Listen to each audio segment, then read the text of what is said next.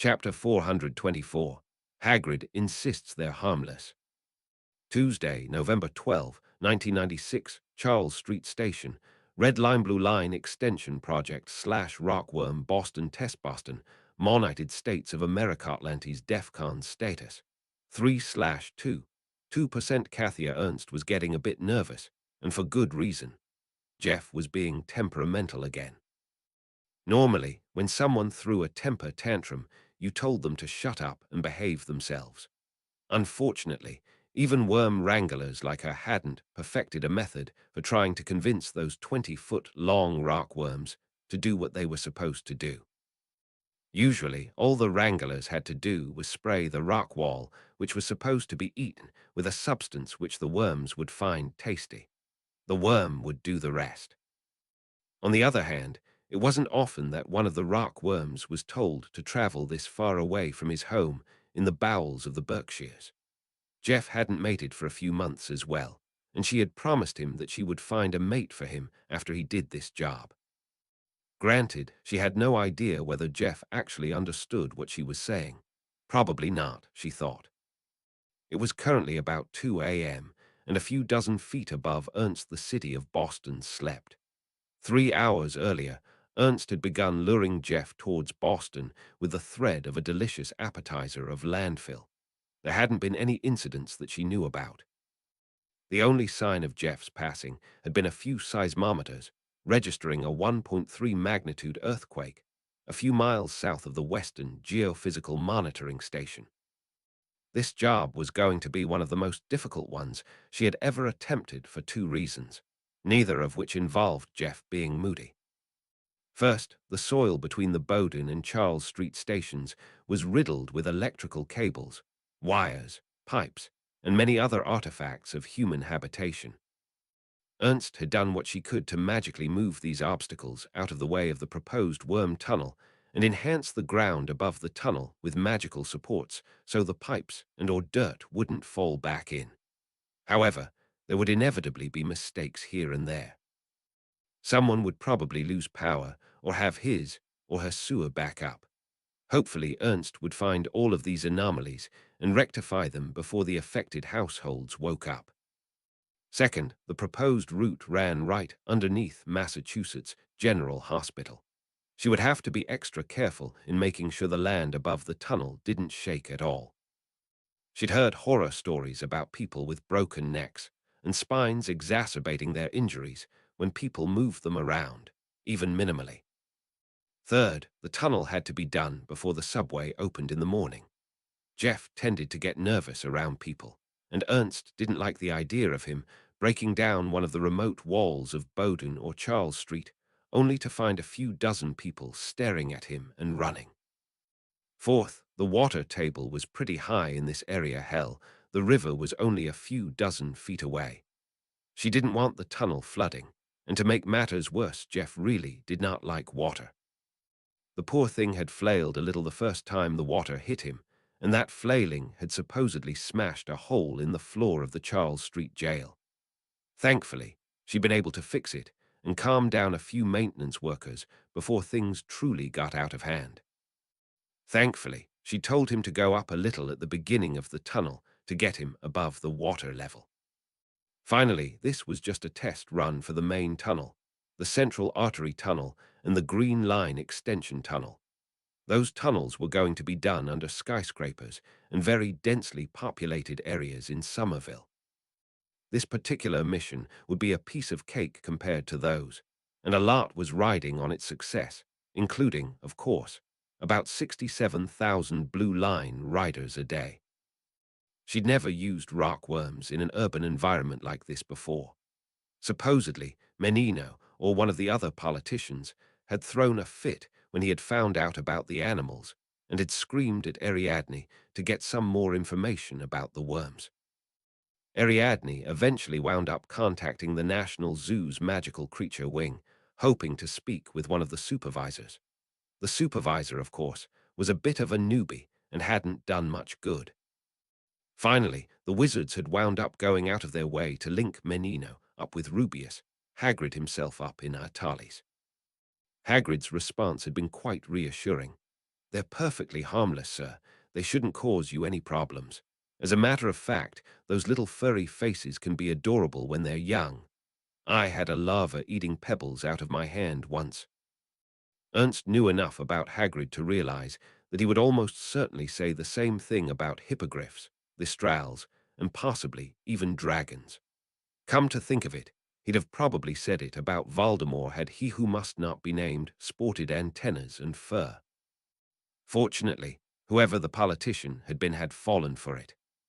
She directed the worm to tunnel underneath Charles Street Station and then told him to wait a minute as she brought out her wand to dig a hole the size of an elevator in the floor above. She cast the spell, and the roof caved in. Jeff backed up in excitement as he started chewing on the debris. She had a brief glimpse of the rockworm eating a fallen red line route display. As she watched, the words Alewife and Davis turned into Ife and S. Jeff had managed to consume most of the red line stops north of Kendall when Ernst saw movement overhead.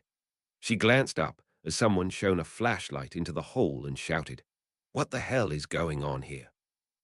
A homeless man, she thought. She tried to explain that there was a construction project underway and apologized for the inconvenience. That, of course, was when the squatter shone the light on Jeff. The reaction was more or less predictable. God almighty, it's Jabba the Hutt. Jeff reared up in surprise, knocking another hole in the floor and forcing Ernst to make a mental note to tell Kershaw that Jeff had volunteered to provide room for an escalator as well. Both Rock Worm and Squatter backed off, and the squatter's eyes narrowed as he looked at the huge six-pack of beer in the corner. The hobo looked back at Jeff and shook his head. Nah, all right, Lou, time to get sober for a change. Reassured that the man would pass off the worm's sighting as a hallucination, she conjured some gratings to cover the holes in the ceiling and transfigured some pieces of the fallen red line sign into a picket fence. Surrounding the two holes with the fence, she ordered Jeff back into motion again and directed him at Bowden. It took a good 3 hours for Jeff to chew all the way through to Bowden. Just to be safe, however, the city had closed down Bowden for renovations for the next 4 days. Kershaw had suspected that it would take several days for the worm to finish the job. Eventually, Ernst halted Jeff a few feet away from the entrance to the part of Bowden Station where the blue line trains turned around. Casting Revelio Hominum to see if no one was there, thankfully, there wasn't anyone around. She told Jeff to complete the connection between the two stations. The rock worm did so and promptly took a bite out of the wall, knocking out one of the traffic lights in the tunnel. Swearing quietly to herself, she told Jeff to exit the tunnel, turn around in the Bowden turnaround, and start heading back in the direction they'd come in. Once he had done so, she waved her wand and blocked off the hole with another makeshift fence.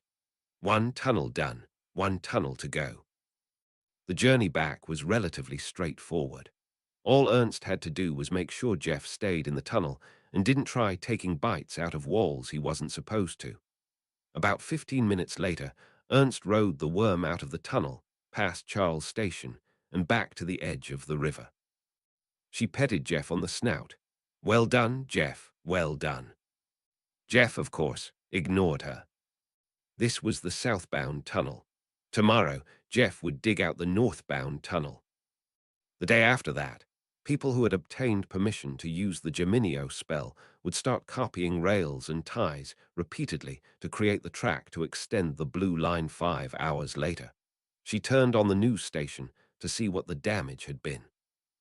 Only 1,000 people had lost power, and there had been a few dozen reports of people waking up in the middle of the night, claiming the ground was shaking. All in all, not a bad night, given the circumstances. Hopefully tomorrow would be as successful as today. Chapter 425, Hermione's Job Offer. Wednesday, November 13, 1996, Gryffindor Common Room Hogwarts School of Witchcraft and Wizard United Kingdom Atlantis, DEFCON status. 322% next up. Probably a .5 Hermione Granger still didn't know what to do about Ron and William. Ron was a sure thing, she knew that. However, she had always been a sucker for celebrities. She had gone crazy over Gilderoy Lockhart before he had come out as a charlatan, and to make matters worse, she had been born into a family which admired the royals. It had never even occurred to her that she would be elevated to a countess, let alone be in a position to pick up the King of England. One thing she did know for certain was that she couldn't risk pursuing William while Ron was still around. The odds that she would wind up with William to begin with were extremely remote, thanks to the interference of Princess Madeline of Sweden.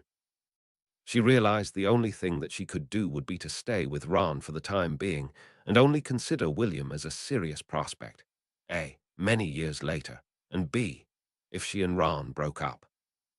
Hermione's influence had begun to change the character of Hogwarts to some extent. It was a given that she would be head girl next year, and the only question was who her male counterpart would be. Harry was a possibility for his work destroying Voldemort's Horcruxes. She could imagine William getting the nod as well. For all she knew, active royalty automatically became head boy or head girl. J.K.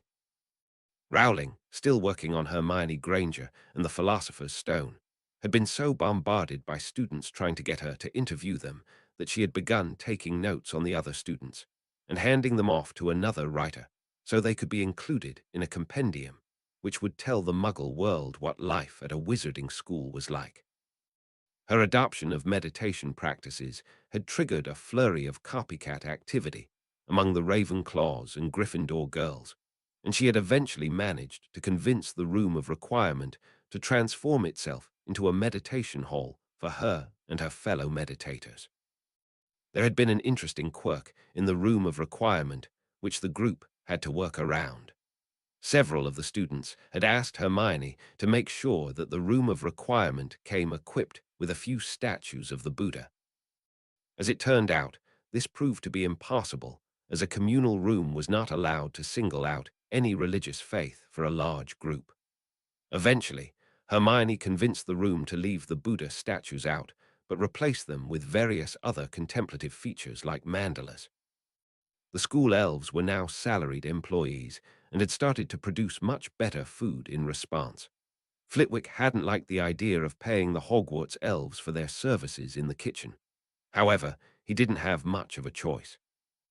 Word of the elves at Hogwarts had leaked out, and it hadn't taken much for Spew to start badgering Flitwick to emancipate, or at least pay, the elves. Eventually, he agreed to a 2% increase in school tuition to help support the elves.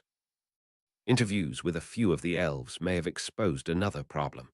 It appeared that a large percentage of the elves, perhaps even the majority, did not want to be freed and saw freedom as a punishment, much to the surprise of the rest of the world.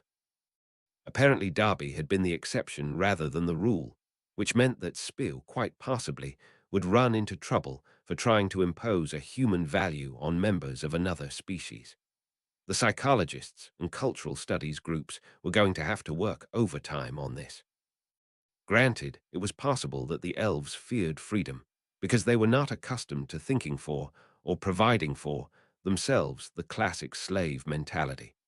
However, she had to admit that she had only been 12 or 13 at the time she had founded Spew. With all that book knowledge, she hadn't done enough research on elves to prepare for this, having based everything on a sample of one. She hoped things would come out all right here.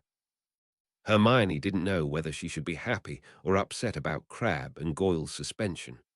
Granted, the two knuckleheads had been looking of trouble for a while, and she felt somewhat relieved that they had gotten their just deserts.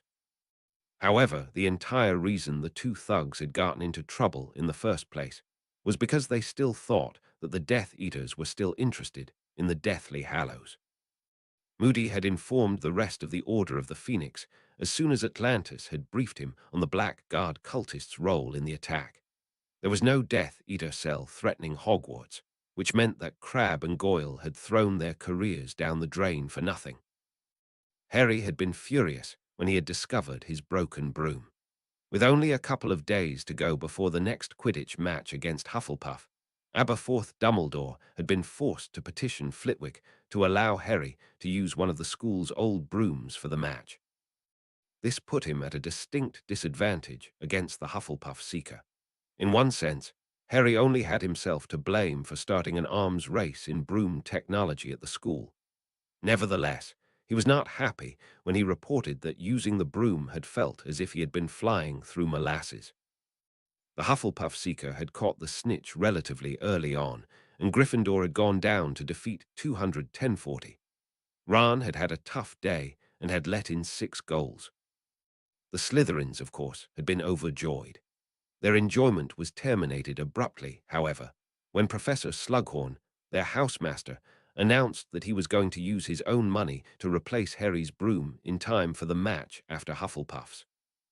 Slughorn believed that it was somewhat his fault that his charges had misbehaved, and he believed that it was incumbent on him to atone for Crabbe and Goyle's misbehavior. Construction of Black Tower was still going on. Hermione had no idea how Flamel would be able to spare the construction of the tower after having promised Britain a whole slew of new schools for budding Q-only wizards. George Weasley had already started issuing odds on whether or not Black Tower would be completed in time. These were currently 4-3 against. There was also the issue of the Black House ghost. The most obvious candidate for the position had been Sirius himself, and no one had seen any sign of him since his funeral. Granted, the school had plenty of time when it came finding a house ghost. However, she couldn't think of anyone who would fit the job. She thought back to nearly headless Nick's Death Day party and realized that none of the guests had been Muggle-born or obvious friends of Muggle-born. No help there. Stephen Hawking had proven to be an excellent astronomy professor. She enjoyed her Newt astronomy lessons and tried to discuss cosmology with him from time to time. All that had managed to do, however, was bring up a troubling decision: get a Ph.D. somewhere or become a full-term witch. Did she dare try to do both? William was having enough trouble with his own dual curriculum, and she thought back to her 3rd year when she overbooked classes and nearly killed herself from stress messing with that time-turner. She caught some motion out of the corner of her eye and watched as the portrait hole slid aside and admitted Professor Flitwick, Aberforth Dumbledore, and a wizard she had never met before. She put down her book as they came over to her. Flitwick smiled at her. "Good evening, Miss Granger. I hope I'm not disturbing you." Hermione shook his head. "No, sir. I'm just studying. How can I help you?" Flitwick simply pointed at the wizards he didn't recognize. "This man here is Edgar Bosworth, and he works for the Hogsmeade Millennium Research Institute. Are you familiar with this institute, Miss Granger?" Hermione nodded. "I believe so, sir. That's the think tank Dr. Flame will organize to go after the Millennium problems, right?" Bosworth nodded briskly. "You are indeed up to date, Miss Granger. Then again, I'm not surprised. I've heard a lot of amazing things about you. Is it true that you actually managed to use a time-turner responsibly and only ran into trouble when Albus told you to go back and rescue Sirius Black?" Hermione winced. "I used it to attend more classes than students usually do, if that's what you mean." "Incredible. At any rate, here is why I am here. I'd like to offer you employment after you graduate." Hermione blinked. "What do you mean, sir?" Bosworth explained. "I was wondering if you would be willing to work for the HMRI after you graduate Hogwarts. It is well known that you are one of the best-known and best-educated students of your generation, Miss Granger. The HMRI needs people like you. Imagine spending all your time doing research and learning, and being paid for it." Hermione grinned. "I wouldn't mind that, to be honest. Besides, money can't hurt." "Indeed, it can't. Your starting salary would be £30,000 or 6,000 galleons, your choice." Hermione gaped at him. £30,000 for a girl just out of school. "That's right, Miss Granger. I know, it's a very good deal. However, people like you don't come along frequency. Lots of people are going to want to get their hands on you once you graduate. I figured a high salary will make our offer a little sweeter." Hermione thought for a minute. If she was this popular and people were going to have a bidding war for her. She nodded. "It's very tempting.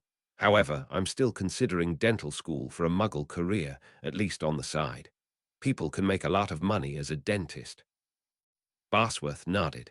And how are you going to pay your way through dental school? Hermione looked at him quizzically. If she played this right, she could do this Millennium Problem research full-time for a while and use the money to finance dental school and any additional wizarding stuff she'd get involved with. Finally, she smiled. You have a point, sir. I'll think about it, though I confess it sounds very attractive. I'll get back to you when I graduate. In the meantime, keep me posted as to what you guys are doing. Barsworth shook her hand. I will, Miss Granger. I hope you will join us, as it will be a pleasure working with you. Rainforest near Maku Pikuparu. Raisker's stomach rumbled loudly, and the tourist turned, staring into empty air with a puzzled expression. The Muggle's expression grew alarmed as his mind started to process the barely visible sight before him. After months of tear and wear, the escaped Death Eater supporter Merwizard's invisibility cloak was distorting light much more visibly than before, and took up an opaque shade, still offering superior camouflage, but invisible no longer, only chameleon. Swearing, the Merwizard sleep-hexed the human and was looting his backpack before he even hit the ground. Food. This simple issue was crippling the renegade army, even as it successfully evaded pursuit from Trapananda, Atlantis, and every local authority. Merwizards were trained to be infiltrators, flyers, and battle major in their human form, but the training did not include jungle survival. For obvious reasons, an operative could just apparate back to base to feed if he didn't find a convenient, safe human meal. For the 3,000 escaped convicts, there was no such base in the world, and with their cloaks failing, they had to stay in tree cover to avoid airborne patrols. One frequently forgotten fact about rainforests is the surprisingly low quantity of obviously edible stuff. Sure, being expert flyers equipped with brooms, they could hunt tree-dwelling critters and birds, but those didn't have much meat either. Further complicating matters, while their bodies were apparently human with a few magical differences, their merpeople instincts carried over, including an increased appetite. Magic didn't offer much to help. Geminio and Engorgio were out of the question, unlike Howie Hemlands. At that time, non-existent authorities, the Peruvians were more than capable of sending auras at a moment's notice. Aside of those two spells, there weren't any easy ways to produce food. Sure, it was possible to transfigure it, but no sane person would do that. Those spells were weak transfigurations, meaning that one finite incantatum would revert the food to its original state, and when it happened after ingestion, the results weren't pretty. Wizards and witches throughout history had rather starved to death than risk it, and these merwizards weren't going to try it either. As an end result, they were spread out over a large area, hunting whatever they thought edible, stealing from tourists and locals, and when even that wasn't enough, well, they could always comfort themselves that it's not cannibalism when the being roasted over the fire is not of your species. Wolfing down a handful of sandwiches mid-flight, Raisker approached the designated meeting zone of his part of the army. Today was an important day. Some of them were sent to scout for suitable allies and hiding places around the world, and a party sent to Círdan was scheduled to return in hours. Long before that, the place was secured. Hundreds of cloaked merwizards waited hiding in the treetops, watching everything near the designated forest clearing. Muggle-repelling charms, Portkey barriers, and anti-apparition jinxes were all set up, and just in case they failed, the majority of the army was hiding miles away, in a suitable place for either rescue or flight if it turned out to be an ambush. A few minutes before noon, Revelio Hominum picked up a dozen incoming flyers from the northeast. As they landed at the edges of the clearing, they decloaked. 10 were the delegation sent to Círdan, no questions of their identity. As human, Polyjuice wasn't working for merpeople, and all adult Trapanandans had some nasty mental blocks in place to deal with interrogation and brainwashing. The other 2 were humans, but with the same olive skin as most of the merwizards, one in robes with Círdani house insignia, the other in plain black robes and a turban. They were introduced as Wizard Azure, and some Arabic Death Eater whose name they could not pronounce, Raiska, instantly dubbed him Achumd. And so the negotiations started, gaining an army of Death Eaters for Círdan, and a base of operations for said army. Chapter 426, Bartender, I Want One of Those. Thursday, November 14, 1996, Yale University, New Haven. Connecticut, United States of America. Atlantis DEFCON status. 323%. Next up. Bottle it and call it Aquafina. Lucy Velasquez woke up with a start as someone shoved a beaker in her face filled with a black liquid. We couldn't get many of them, Lucy. However, here's one which didn't seem as popular at the time. She turned to the speaker and saw that it was Beito Anxo Racha, her thesis advisor. The man seemed excited and was looking at the beaker longingly. She pointed at the beaker. What do you have here? Racha grinned. The draught of living death puts the drinker into a deep coma which in the old days could be mistaken for death. Do you think you can work with it, or do you want me to go back and find something else? Velasquez thought for a moment. I guess I can start with this. If I want to write something about the active ingredients in magical potions, I'll have to go through a lot of them anyway to get a good sample. Have you tried any of it? Racha looked at her as if she had three heads. Oh no, Lucy. I want to be alive at the end of the day. That's what lab rats are for. Is there an antidote? There is, but it's kind of strange.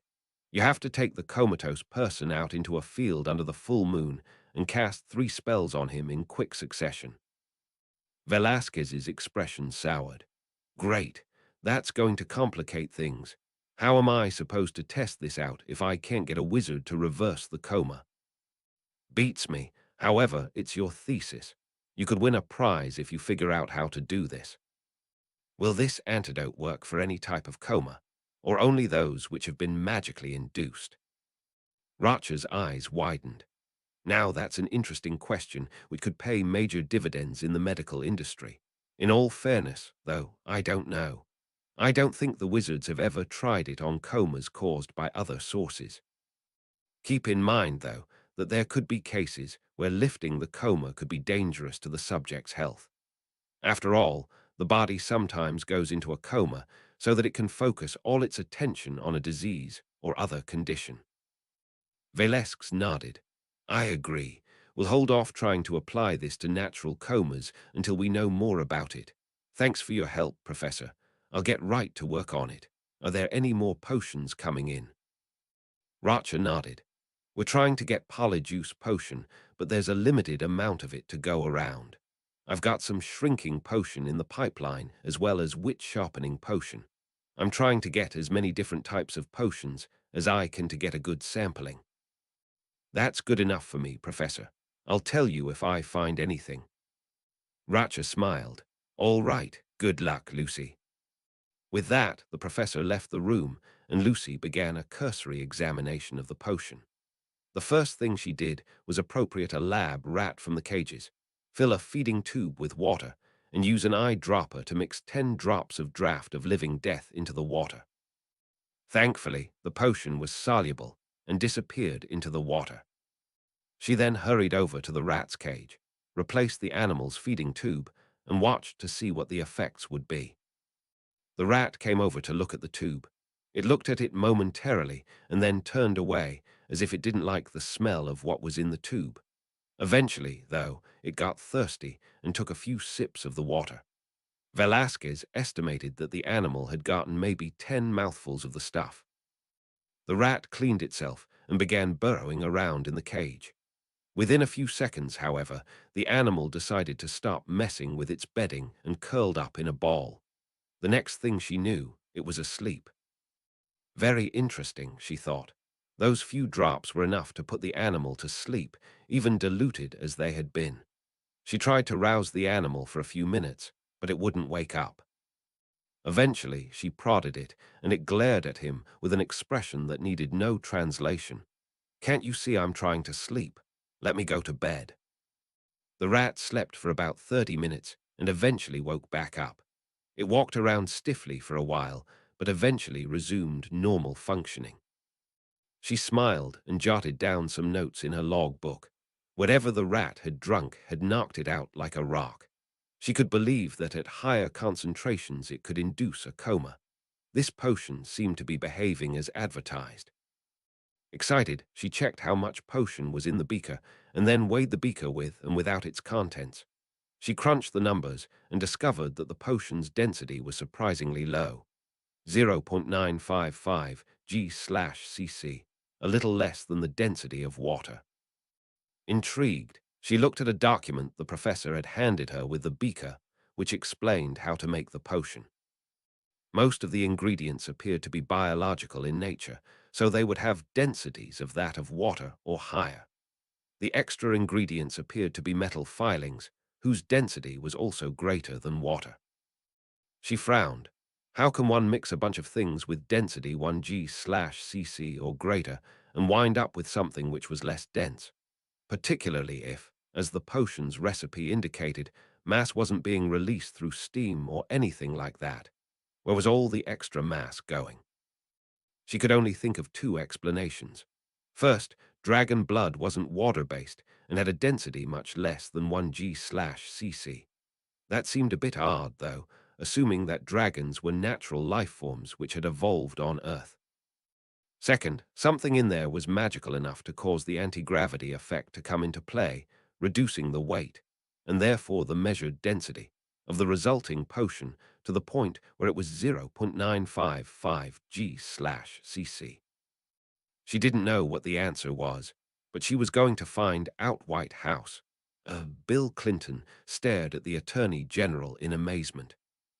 The Supreme Court has ruled that the Constitution doesn't allow the citizens to perform direct election of cabinet members, like the head of the Bureau of Indian Affairs. The Attorney General nodded. That's correct, sir. The Native Americans up in Alaska aren't going to be happy about it, but the vote was 6-3 against. They're going to be even more upset when they find out that the wizards are going to be able to keep their traditions going and elect Ariadne's successor by direct vote. Bill Clinton saw it immediately. The Baseball League protocol. When you're in wizarding territory, wizarding laws apply. When you're in Muggle territory, Muggle laws apply. Exactly, sir. Fortunately, several of the justices figured out a way for you to nominate the Secretary of Magic, just like any other cabinet-level position. The wizards simply vote on the representative using direct ballot, tell you the result, and you simply nominate that person. That way, you won't be setting a precedent for Muggles elevating people to the cabinet without your approval. Clinton nodded. It's a bit of a legal fiction, but it does seem to work around the problem. Correct, sir. The big question now is how to deal with the pissed-off Native Americans and dear old John McCain. Clinton looked out the door of the Oval Office and saw Ariadne waiting in the wings. He had to finish this interview quickly. Talk to the head of the Bureau of Indian Affairs and see if you can get him to buy this. If all else fails, say that direct election for wizards makes a lot of sense because there aren't that many wizards to go around in the United States. I'll deal with McCain. The Attorney General nodded. I will, sir. Good, dismissed. The Attorney General left the room as the Secretary of Magic walked in and saluted. You wish to see me, Mr. President? Clinton nodded. Yes, Secretary Ariadne. I was wondering if you could give me some advice about a matter of state. Ariadne frowned. A matter of state? I'm not the Secretary of State, sir. When you're dealing with Círdan, I think you're a better person to talk to. Ariadne's frown deepened. I've got a bad feeling about what you're going to be asking me, but go ahead, sir. Clinton explained. As you are aware, word of Círdan's atrocities against the Muggles has managed to leak out among the American population. From what I've been told, it started when that 9-year-old girl started blurting things out she wasn't supposed to in school. Ariadne bit her lip. Your information is correct, sir, believe me. Kids that young shouldn't be given state secrets like that. Amen to that. However, what's done is done. Círdan has come out and tried to downplay their history of Muggle suppression. However, those three refugees have been rather vocal in their attacks on Círdan and are starting to get most of the American people to pressure their politicians to do something about that eyesore off Mexico. Ariadne's lowered her eyes. You're thinking of invading Círdan out in the open now that that particular state is no longer hidden. Clinton nodded. Exactly. Can it be done? Ariadne thought for a minute.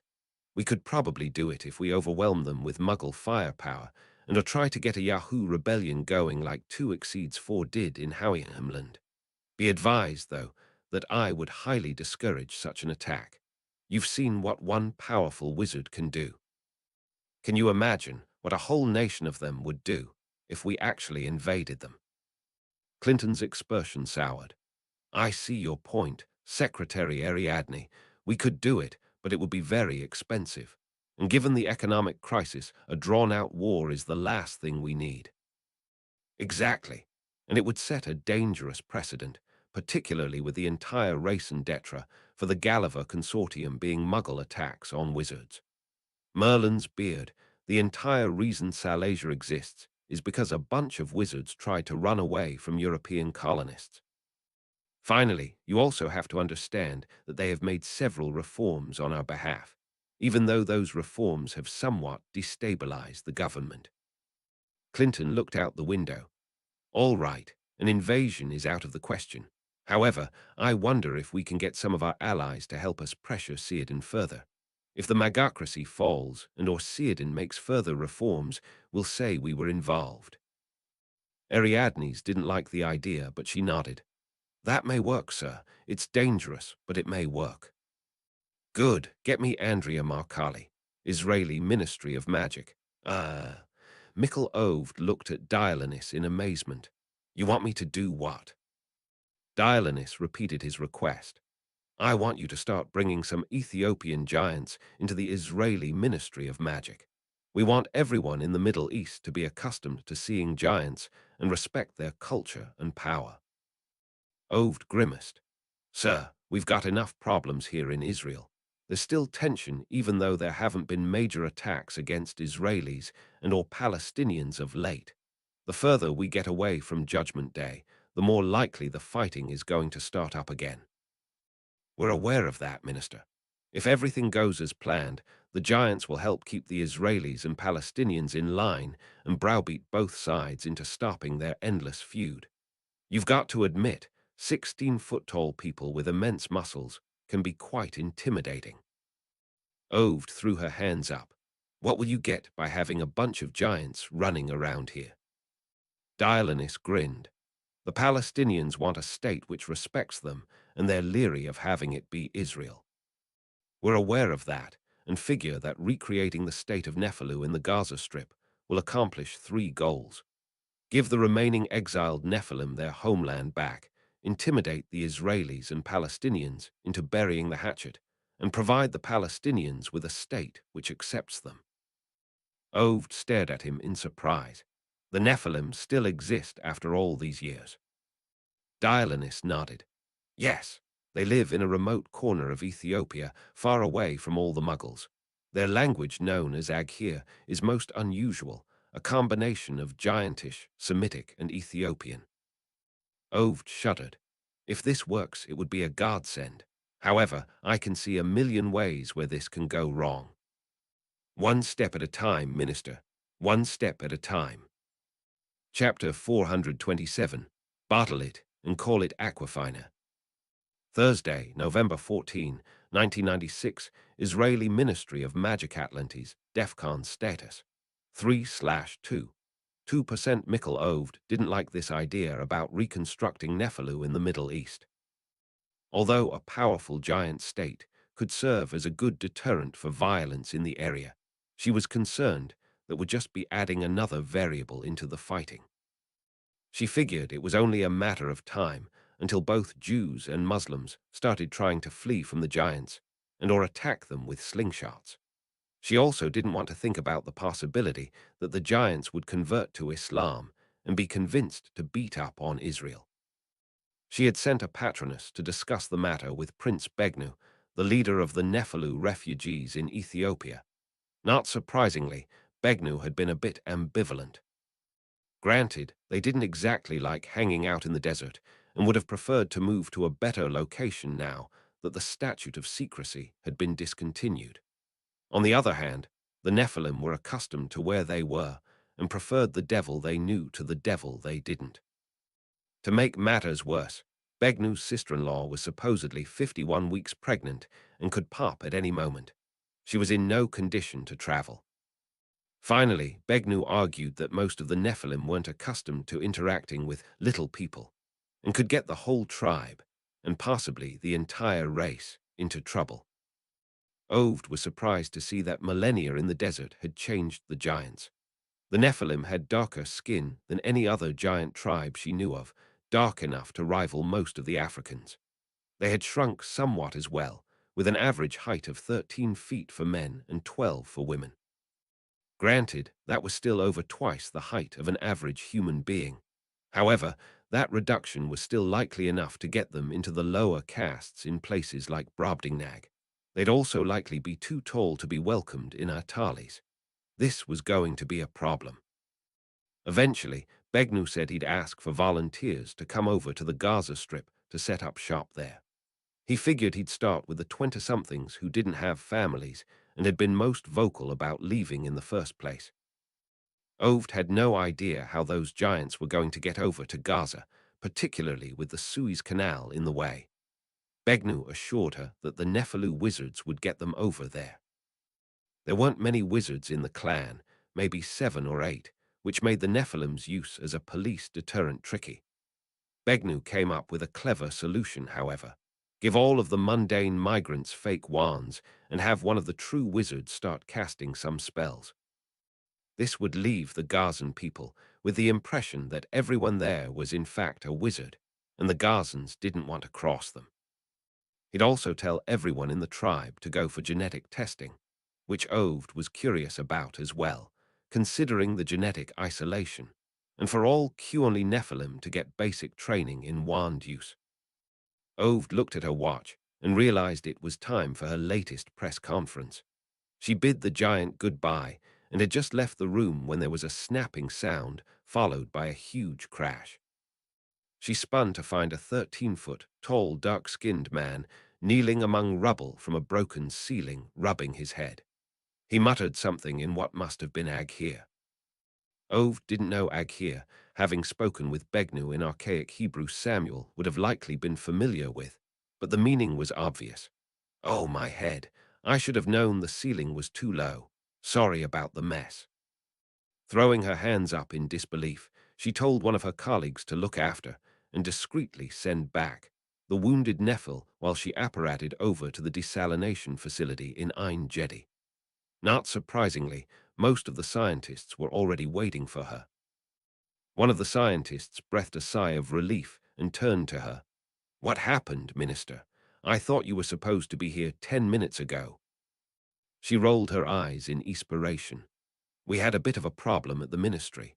I had to talk to a giant who promptly had one of his friends apparate in and bashed his head on the ceiling. Of course, half the roof caved in." The scientist winced. "Ouch. However, I must confess I've never seen a giant before. I'd like to meet him. Are they really 20 meters tall?" Oved shook her head. "Try 4 meters. Short by fantasy standards, but still quite large by human standards. How have things been going with you?" The scientist smiled. "The tests look good, and the rats are all surviving. I think it's time to go to the next step." Oved nodded. "Good. If these giants are going to be hanging around as much as I think they are, I want everything stabilized as much as possible before they wreck the place." Ignoring the astonished look of the scientists, she walked up to the podium and began to speak. "Good evening, ladies and gentlemen. I apologize for the delay, but I had something to attend to at the Ministry of Magic. Ladies and gentlemen, I have good news to report from the experimental desalination plants. The rat trials appear to have been successful, and the time has come to go to the next step, human trials." I would like to ask for town councils to volunteer their towns for an experimental trial using the desalinated water. Within a week of volunteering, wizards at the Ministry of Magic and scientists at the experimental desalination plants will start piping either ordinary tap water or desalinated Dead Sea water into these towns' faucets. The inhabitants of these towns will not know which they are getting, the placebo or the desalinated water.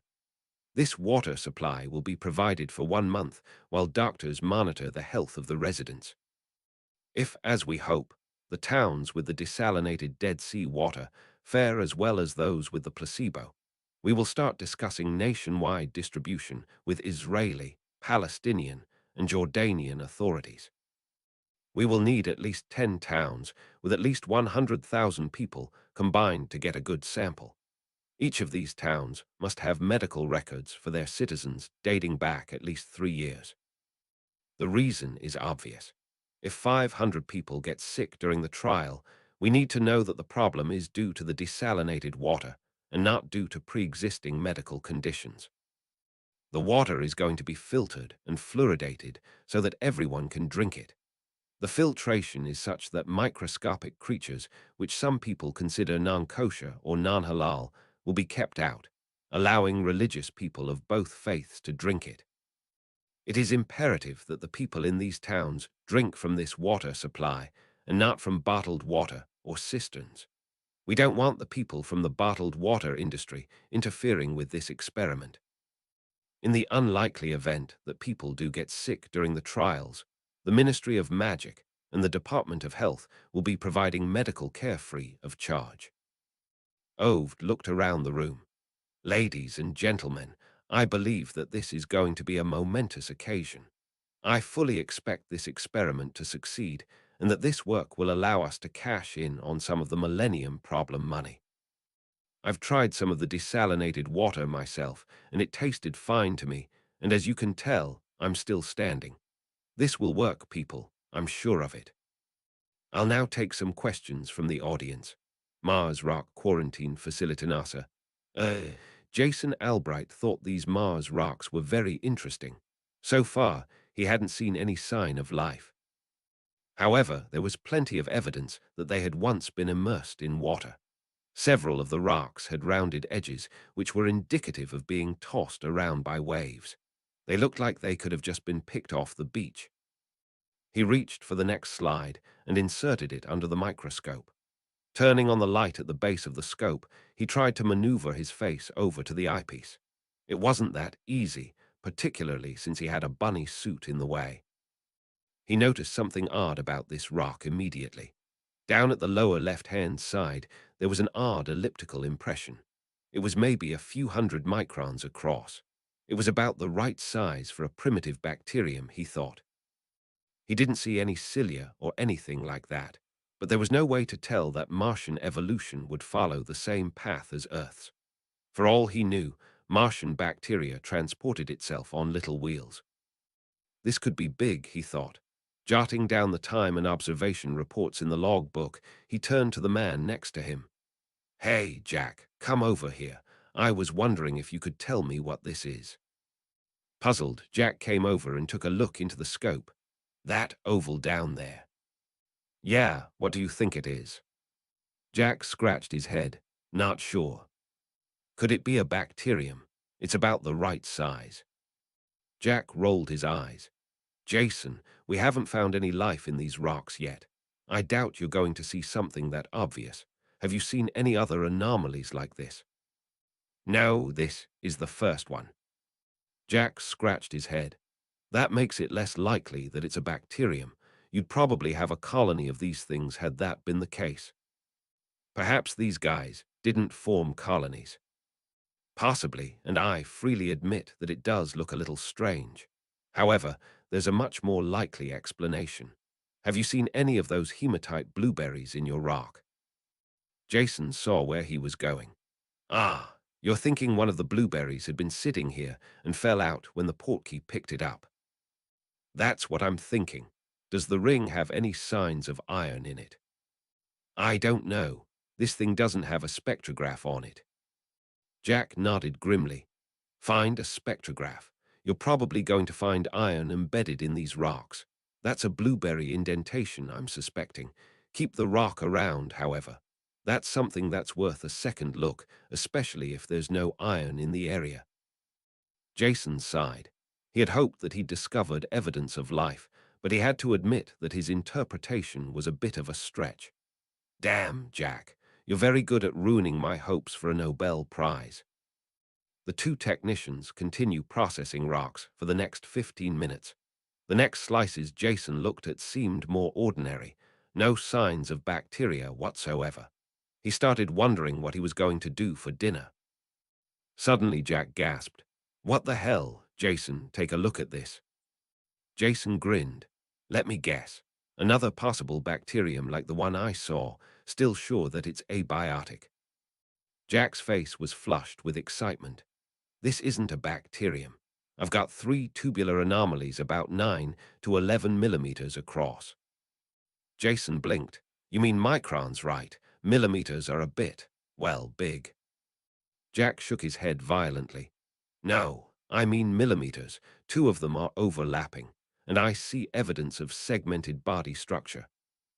Jason dropped everything and turned to look at his colleague. He hurried over to Jack's microscope and looked into the eyepieces. There was nothing there. Irritated, he rolled his eyes and turned to Jack.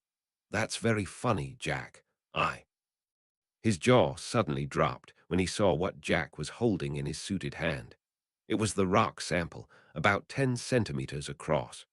There were 3 strange worm-like forms embedded in the center. It almost looked as if one of them was eating the tail of its neighbor. Jason finally realized what had happened. Jack, that's got to be an Earth rock. Animals that big wouldn't show up in these Mars ones. Someone's playing a joke on you, and it's not me. Jack shook his head furiously and shoved a bag in Jason's face.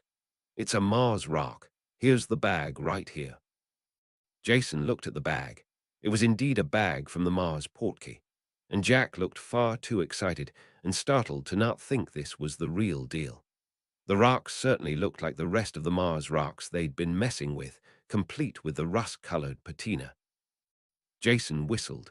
They look organic, all right. The question now is whether they're actually alive, or were alive at least. Jack's words tumbled out rapidly. Curly's eating Larry's tail here while Moe's watching.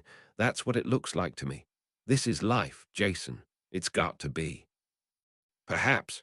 However, remember that debate over Al 84011. I'd recommend getting a second opinion before we start telling everyone we've found life on Mars. However, if these are believed to be biological, I get the first discovery because I got the bacterium first. Jack nodded. I agree. I'm going to tell my boss and have him get in touch with one of the fossil gurus from the Smithsonian. We want to do everything by the book here. We'll start by showing him the 3 stooges over here and ask him if they're fossils. We of course won't tell him that this rock is from Mars. If they're fossils and he can't identify them, well, that should nail it down, would it not? 2. Jason nodded. Quite possibly. Then we can start on the champagne. However, can I make a suggestion? Wait until tomorrow. Maybe we'll think of an abiotic explanation after we've left for the day. Besides, I doubt the fossil gurus are still at work this late. Jack looked at the rock wistfully, but put it back in the bag. Agreed. We'll wait. Besides, who knows? Maybe the head's the other end and Larry's eating Curly's tail, and maybe your thing isn't a bacterium, so I get the first discovery. To be continued. 1. See this link. http://n Wikipedia org/wiki/Alan Hills 84001. 2. I didn't realize it at the time I wrote it, but this is exactly how Al 84001 was probed for possible Martian life. The initial analysis of Al 84001 was unusual in that an undergraduate student, Ann Taunton of the University of Arkansas, performed much of the SEM work used to correlate the suspected nanobacterial fossils with known terrestrial nanobacterial fossils. NASA's David McKay hired Ann Taunton for a 10-week student internship to perform the SEM analysis, but did not inform her about the nature of what she was investigating. 19. This technique is known as a single blind. Taunton reported the morphology of the biomorphs in AL 84001 to be very similar to terrestrial samples, without knowing that she was describing a Martian meteorite. Chapter 428. We Were Not Alone. Friday, November 15, 1996, Paleontology Department Yard, Washington, University, Washington, Atlantis DEFCON status. 322% next up. Don't throw that out or you'll go to the jail. Literally, the phone rang on Robin Rivera's office shortly after she got in. The caller ID indicated that the call was from someone named Gunnarsson, John. She had no idea who that person was. Hopefully, she would be able to hang up on him before he had a chance to start selling her something. Is this Professor Rivera of the George Washington University's Paleontology Department? Rivera was surprised. Whoever it was had done a bit of research on her. Cautiously, she replied, "Yes, this is she. Who's calling?" "My name is Jack Gunnarsson. I work for the Museum of Natural History and have come across something which I believe is a fossil. However, I can't place it. Is there any way you can stop by and identify it for us?" Rivera looked at her schedule and figured she would be able to give these people some time. "I'll see what I can do. When will you be able to bring it over?" The man's response surprised her. "You're going to have to come here, I'm afraid.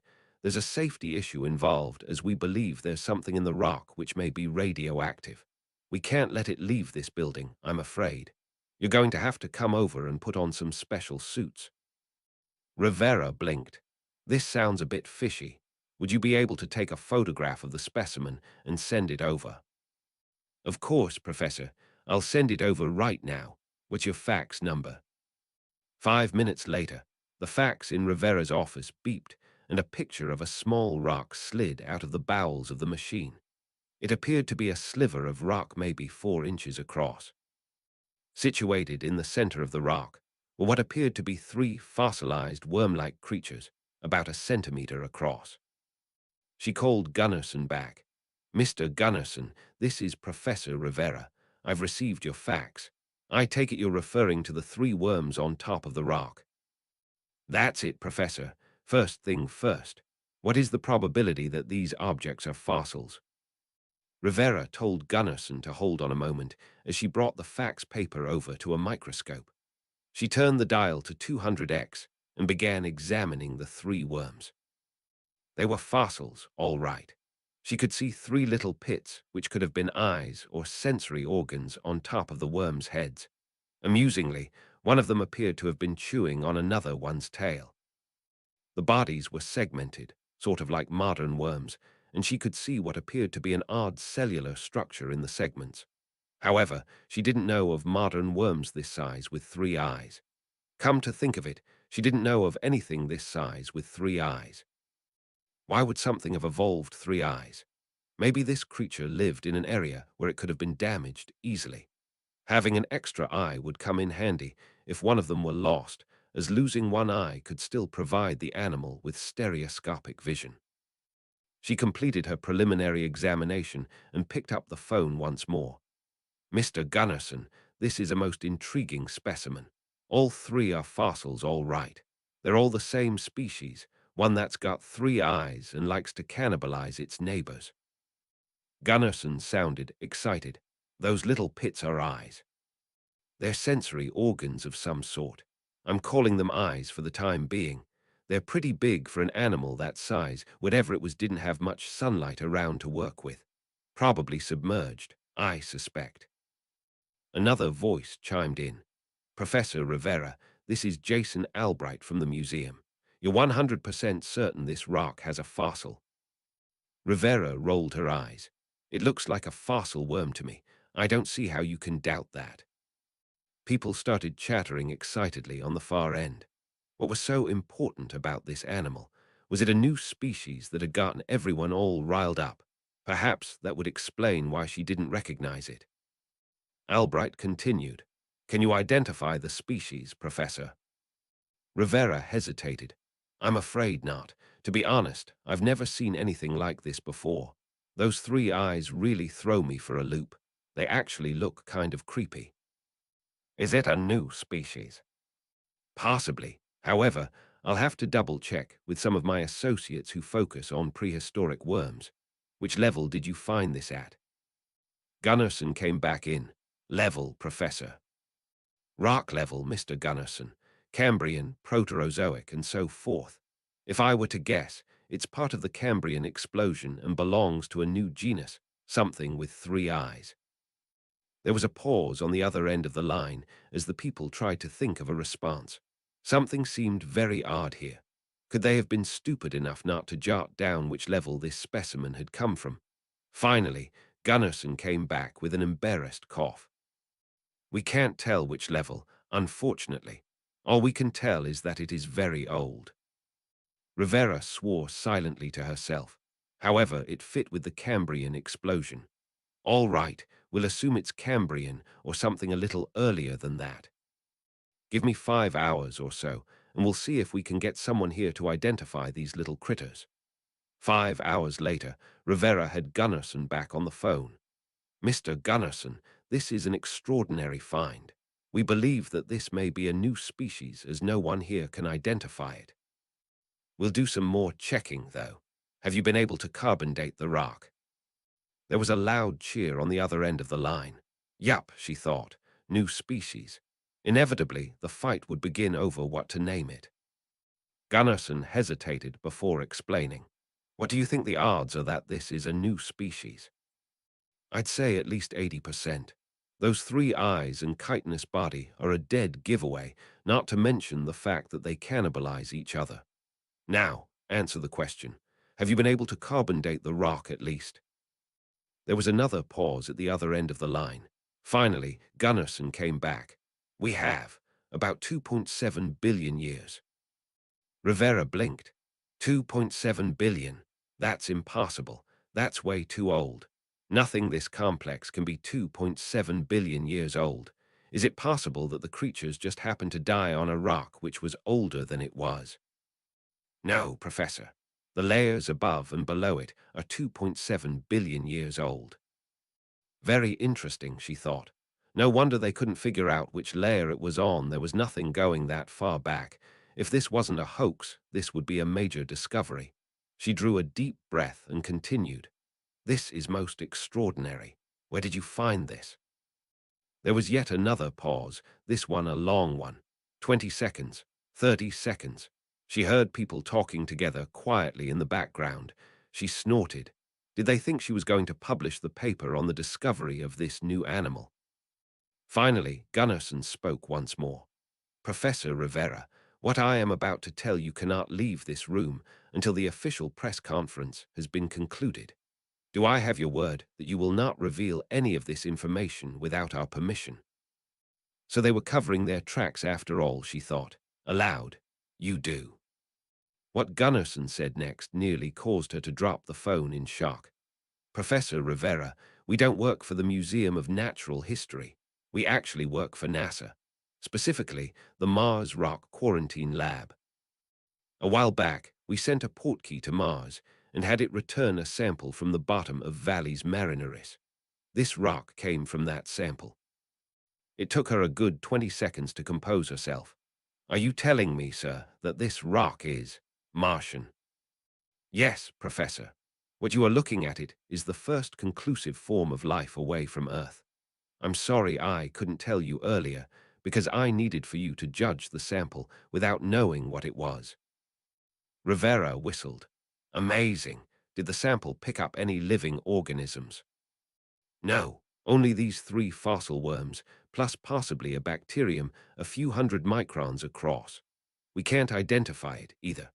However, the odds of that sample coming from abiotic processes are much higher than those associated with this specimen. Do you know of any signs that life still exists on Mars? No, however, Mars is a big planet. For all we know, there's still life underground somewhere. Could it have come from Earth? No, it couldn't have come from Earth. Otherwise, we'd have 2.7 billion-year-old worms in our own fossil record. However, It's possible that we have a panspermia situation where life first originated on Mars and then made its way over to Earth. Be that as it may, this is a major discovery. Can we send some people over there to look at it? I figure a lot of people are going to drop everything for this. Absolutely, Professor. Keep in mind, however, you will be in a sealed quarantine lab and will be wearing bunny suits. Although we're 99.99% certain that there are no living organisms in the sample, we're not going to take any chances here. Agreed. We'll be right over. In the meantime, I'll start sending copies of this image throughout the school and triple check that no one is able to identify this animal. Goddard Space Flight Center. The email had come through at 2:18 p.m. Within 5 minutes, people were running everywhere.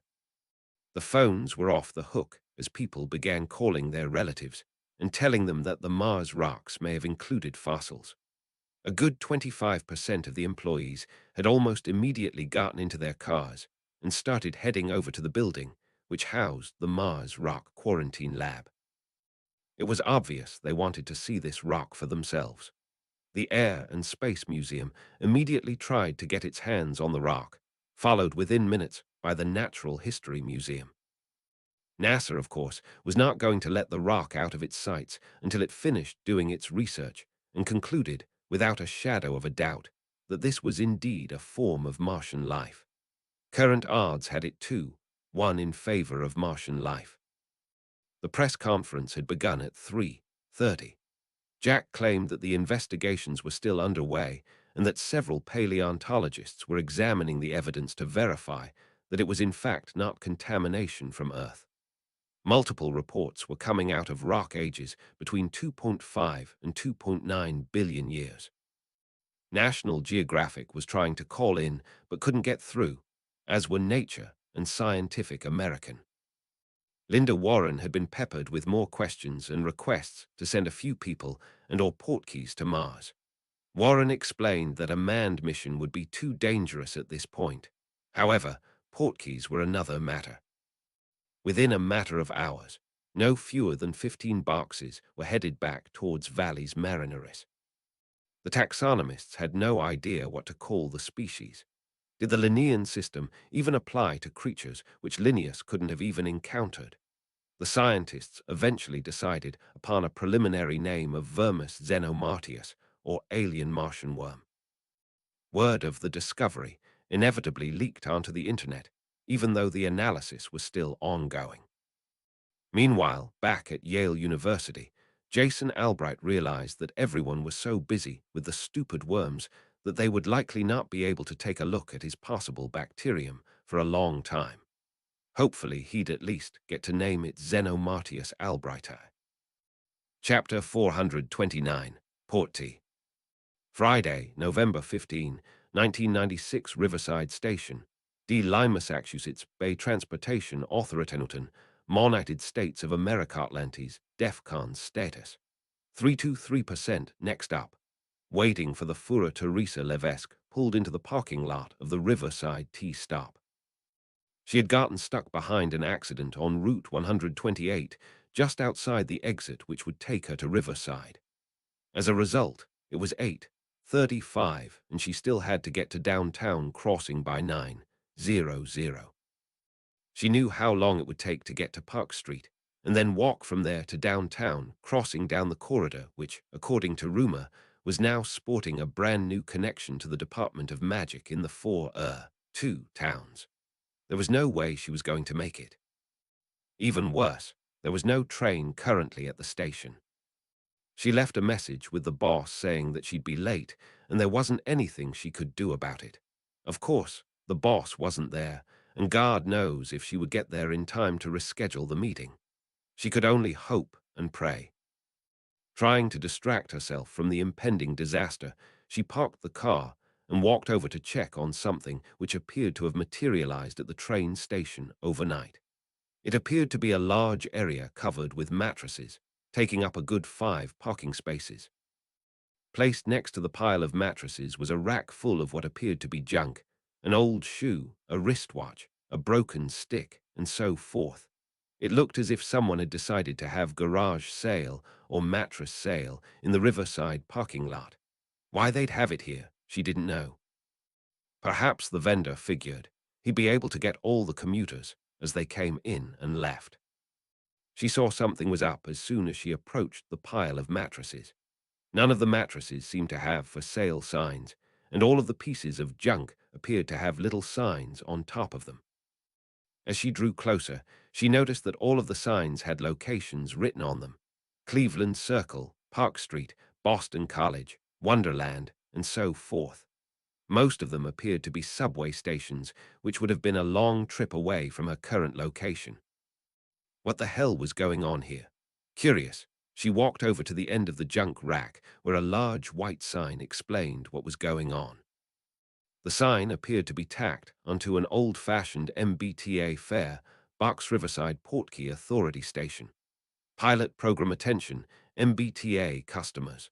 The Department of Magic is experimenting with a new local area transportation system called a Portkey network. It consists of small objects which have been enchanted to transport anybody who holds them from one location to another.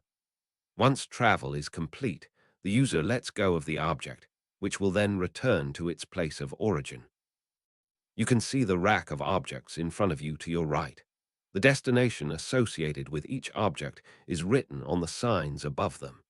These destinations are fixed by the Department of Magic and cannot be changed. To travel using a portkey, place the standard MBTA fare in the box below. That will activate the system, at which point a warning buzzer will sound.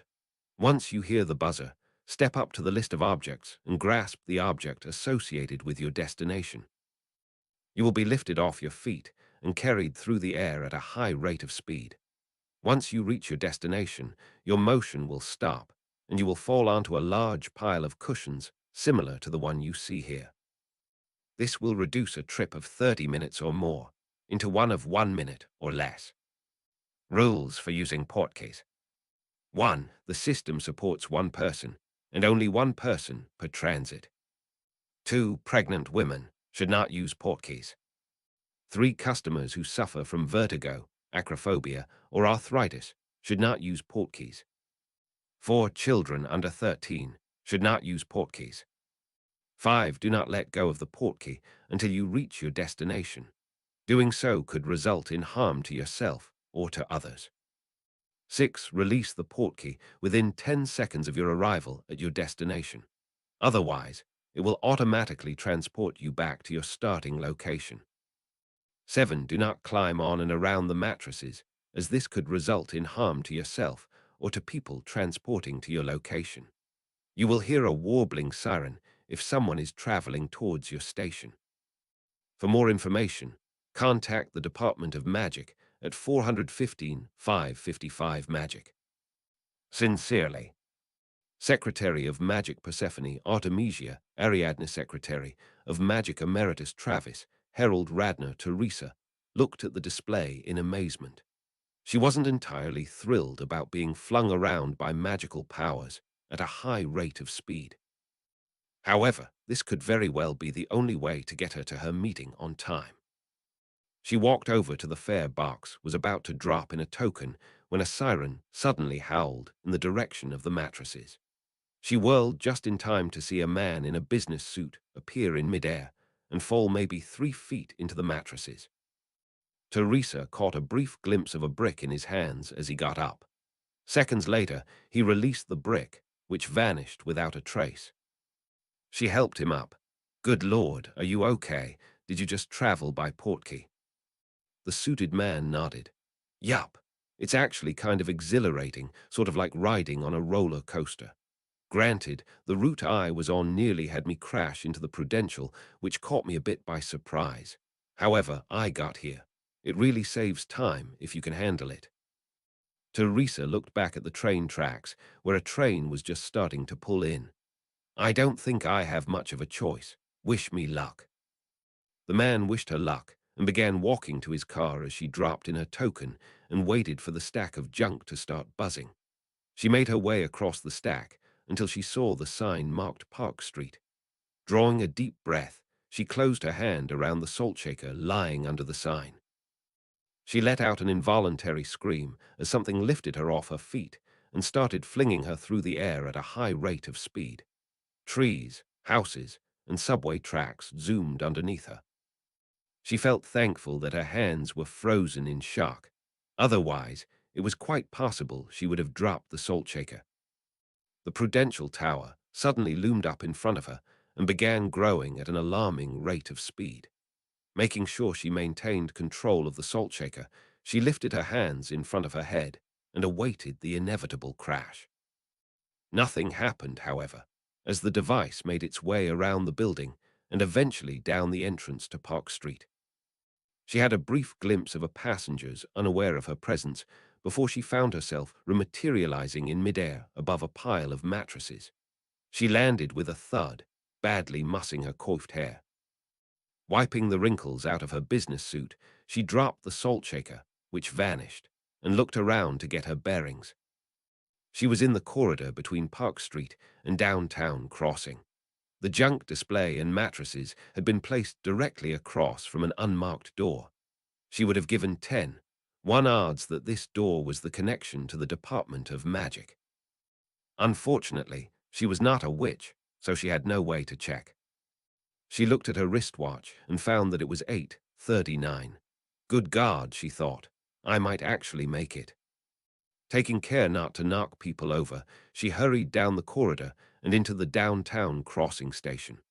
Up into the street she went, and she found herself in the office at 8:54. She rushed into the bathroom and spent a good 3 minutes trying to straighten out the wrinkles in her skirt and fix her hair. Finally, she hurried into the meeting room with 2 minutes to spare. The boss stood to greet her. Good to see you, Teresa. I thought you'd be late. How'd you get here so fast? She grinned. Magic, obviously. Britain for Humans headquarters. Isabel Miller looked around at all of the material her operatives had assembled in the workroom. Tacks, fertilizer, saltpeter, and so forth. Each of them on its own was more or less innocuous. However, put them together in the right way, and you could create for yourself a very effective improvised explosive device. She whistled and turned to her colleague. Well, Sam, you've got everything. Sam nodded. Yup, Isabel. It's going to take 2 or 3 days to put this all together. However, the explosives experts know what to do. We'll have it assembled by the 18th and be ready to detonate it on the 19th. How big a blast are you going to get? I don't know for certain, Isabel. However, from what people have been telling me, it's approaching the size of a car bomb. Miller nodded approvingly. That's impressive. We'll be telling everyone we'll be back in style, it seems like. Hopefully this action will deter people from interacting with wizards and or keep the wizards out of our hair for good. I hope so too, Isabel. To be honest, I don't really like killing civilians like this. However, like you said earlier, it had to be done. I agree, Sam. I agree. Sam nodded and began to leave the room. However, at the door, he turned around. Isabel, I've got to know. What's the target going to be? Isabel told him. Sam thought for a moment and said, well, fair enough. It should cause enough havoc for us to get phase Roman 2 of the operation underway. Chapter 430, Rasputin/Círdan Alliance.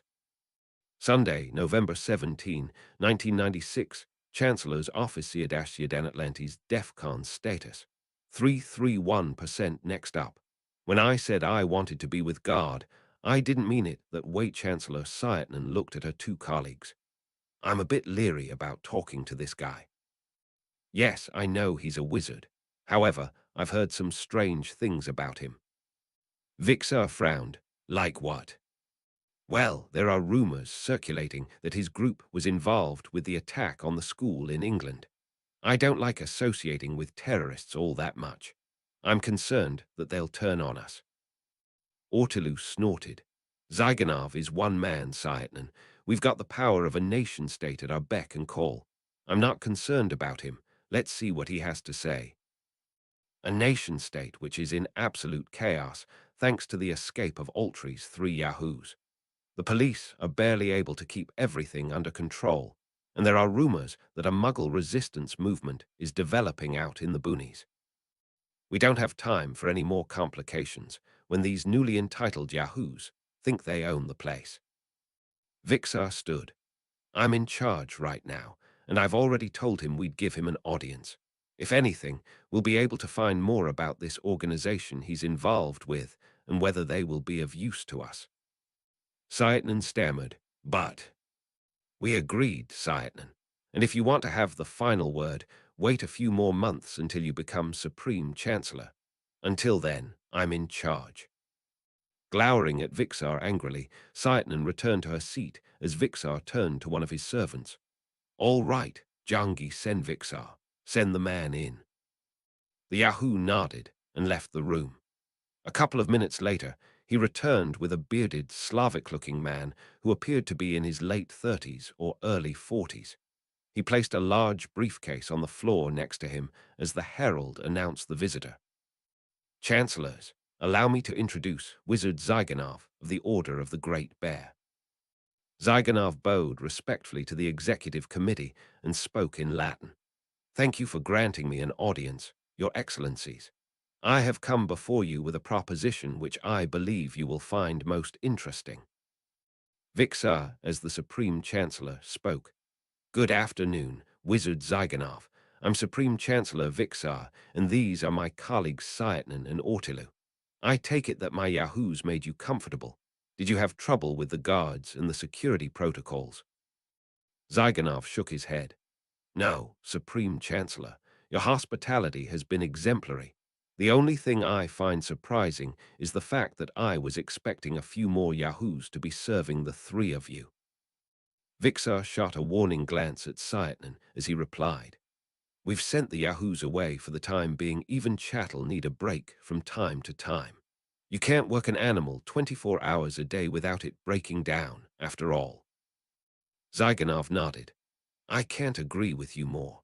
At any rate, I have come because I have been instructed to offer you and your allies membership in the Order of the Great Bear. Ortilu looked at him in confusion. And what, Wizard Zygonov, is the Order of the Great Bear? Zygonov explained. It is a group of wizards who believe that people who should cast spells should be placed ahead of, and if necessary rule, the Muggles for their own good. As you undoubtedly know, Chancellors, the world is too chaotic for the masses to rule it effectively. Power needs to be concentrated in the hands of a few, and if that is the case, those few must have unusual abilities far and beyond those of ordinary human beings. Vixar whistled in surprise. Such a situation does in fact appeal to us very much. Are you aware that originally Círdan was founded on just such principles, where the wizards took oaths taking the Muggles under their wings in return for obedience? Zygonov nodded. I am Supreme Chancellor. That is why I thought that you and some of your allies would be interested in joining the Order. Saitnan looked Zygonov warily. I still want to hear more about this Order. Where is it based? How many people does it have? Is it powerful enough to warrant the attention of an entire nation, or are you coming to us hoping that we will support you and give you military help? Zygonov smiled.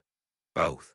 Right now, the Order consists of a few thousand wizards and a few thousand Muggles working for the wizards. It is headed a Russian leader who is operating out of a Fidelist safe house. Ortilu grinned slightly. Let me guess, you're working for Rasputin. I've heard rumors he's been running around. Zygonov blinked. As a matter of fact, I am. He is currently our leader. Currently, Chancellor Ortilu. Hopefully, he will relinquish control within the next couple of months to the man who, we hope, will be powerful and wise enough to supplant Atlantis as an effective ruler of the world. Atlantis may be a well-run organization, but it only can come into play when it reaches DEFCON 2 or higher. Vixar laughed. And who is going to be supplanting Rasputin to take over the world? Us, you. If it's us, you aren't in much of a position to bargain. Zygonov shook his head. No, Supreme Chancellor. The man who will succeed Rasputin has been in limbo for centuries. The last time he was active, he brought all of Europe to its knees, yet was incapacitated before he could finish the job. Had he been active a few more years, he would have very likely managed to serve as philosopher king for the world. Saitnan blinked. Centuries. How can he still be alive? Has he been using the philosopher's stone? Are you referring to Nicholas Flamel, the British Minister of Magic? Now Zyganov looked surprised. As a matter of fact, I am not. The person I am referring to is well known in legends. I have been authorized to reveal his identity to you, provided that it not leave this room. I would recommend that your yahoos leave for the time being. Ortelu stared at him hard. So you've come to assassinate us. Zyganov reached into the briefcase and brought out one of the two objects inside it. No, Chancellors. Here is my wand, and I am freely laying it on the ground. If you wish, you may handcuff me so I cannot do anything to you. Ortelu suddenly gasped and pointed at the wand. The wand! I recognize it. But it can't be. Zyganov nodded. Yes, Chancellor. This is the Elder Wand, soon to be in the hands of the legendary wizard I spoke of earlier. Saitnan abruptly brought up her wand, pointed it at Zyganov, and shouted, Expelliarmus. Nothing happened, of course, as Zyganov had already dropped the wand. Zyganov, however, laughed. I am not the wand's master, Chancellor Saitnan. You can disarm me, but it will have no effect. It currently answers to someone else. I may not say. Vixar rounded on him. How did your order come to be in possession of the Elder Wand? Zyganov shrugged. We earned it by going to Hogwarts and disarming its previous owner, Albus Dumbledore. Its owner reports that it is indeed a most puissant artifact. Saitnan stared longingly at the wand and sent the Yahoo out of the room. All right, Zyganov, talk. I want to learn more about this group of yours. Zyganov waited until the Yahoo had left and cast a spell to prevent eavesdropping. That done, he turned back to the Chancellors. The wizard I am referring to is Lord Boris Maximovich Karshe. Vixar gasped. Karshe the Deathless. The same, Supreme Chancellor. He was a terrorist. Why should we support you? What do we get out of it? Zyganov shook his head. Lord Karshe is misunderstood. He unleashed the Black Death on the world to demonstrate his power to the rest of the Muggles. He had planned to use his power to reverse the disease, thereby demonstrating that he was fit to rule the Muggles by performing what appeared to them to be a great miracle. But the plague got out of control, and he was banished before he could do so. He was simply trying to convince the Muggles to accept his rule. Saitnan was very skeptical. Prove it, and prove that if he lets a plague loose again, nothing will happen to us or any of his allies. Zyganov nodded and retrieved the second object from the suitcase. It was a large, transparent container filled to the brim with a glowing white liquid. He placed it in front of the Chancellors and gestured. Ladies and gentlemen, the elixir of life. Vixar's jaw dropped. The elixir of life. That's impossible. All of the rogue philosopher's stones were destroyed. No, Chancellor. The Order has one. If you wish, call the Yahoo in and I will demonstrate it for you. All three Chancellors came to their feet as Vixar drew his ceremonial sword. He brought the Yahoo in and then calmly ran him through before he could make a sound. The man fell in a pool of blood to the floor. Zyganov burst into action immediately. He decanted some of the elixir into the injured man's mouth. Slowly but surely, the wounds closed and the scars disappeared. Within a minute, the man who had suffered the sword thrust had returned to perfect health. The Yahoo was about to scream at his master for attacking him when Ortelu's obliviation spell hit him in the head. He wouldn't be screaming about any attacks after that. Saitnan whistled as Vixar sent the Yahoo away. Merlin's beard, it is the elixir of life. Your order has a philosopher's stone. Zyganov nodded. Indeed, Chancellor. What's more, we also have the Elder Wand. This puts the Order in a position to supplant Atlantis as the de facto rulers of the wizarding and eventually Muggle world. Saitnan found herself leaning towards him. I demand that we keep the Elder Wand and the Philosopher's Stone. Zyganov shook his head. I'm afraid I can't give you the stone because I don't have it. You can search me yourself. And as for the wand, since I am not its master, it is not mine to give. However, I can make you a deal. If you help us bring back Kashe, you and your allies will be able to have as much elixir of life as you wish. You could become immortal if you wish. In addition, Rasputin and Kashe will do their best to defend you and the rest of your alliance from the Muggles. Particularly the Americans, whom I have been told are rather angry with your treatment of the Yahoos. Sayatan grimaced. We protect them. We deserve their service. Ortilu nodded. The Americans don't understand. Then again, for the most part they are Muggles themselves. Besides, they can't even get to us for the most part unless they go through Nestor or someplace like that. After all, the Protector is still up. Zyganov continued. Finally, once the Great Bear takes over the world, you and your allies will be placed in positions of power. With luck, the Great Bear will eliminate Nestor, and you will be in control of the Atlantic once and for all. You will never have to worry about those pesky Vila ever again. Vixar looked at his two colleagues. It was obvious that the promise of immortality was quite enticing. He had one question, however. He leaned towards his guest. Does your patron seriously think that he can tell us, a sovereign state, what to do? Zyganov shook his head magnanimously. Of course not.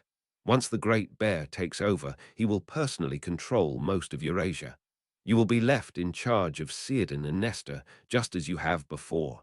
Here, you will have complete control. You will be doing Kashe a service by eliminating any Muggles who are a threat to our rule. The point is, when Kashe takes over, you will still be in the position you are today as chancellors, in absolute power over Círdan, and if things go as planned, Nestor as well. Vixar glanced at his two colleagues, who were deep in thought. This was an extremely tempting offer. By simply helping these people bring back Kashe, Círdan would be fulfilling its dream of having a world where the wizards ruled the Muggles. Círdan would also receive the elixir of life and possibly get control of Nestor to boot. Furthermore, Kashe, who had been an extremely powerful wizard, he remembered, even more so than Voldemort, would help deal with the Americans and Círdan's own Muggles. There had to be a catch somehow. There had to be. Well, there was one way to make sure Kashe behaved. He turned back to Zyganov. I personally like the plan with two conditions.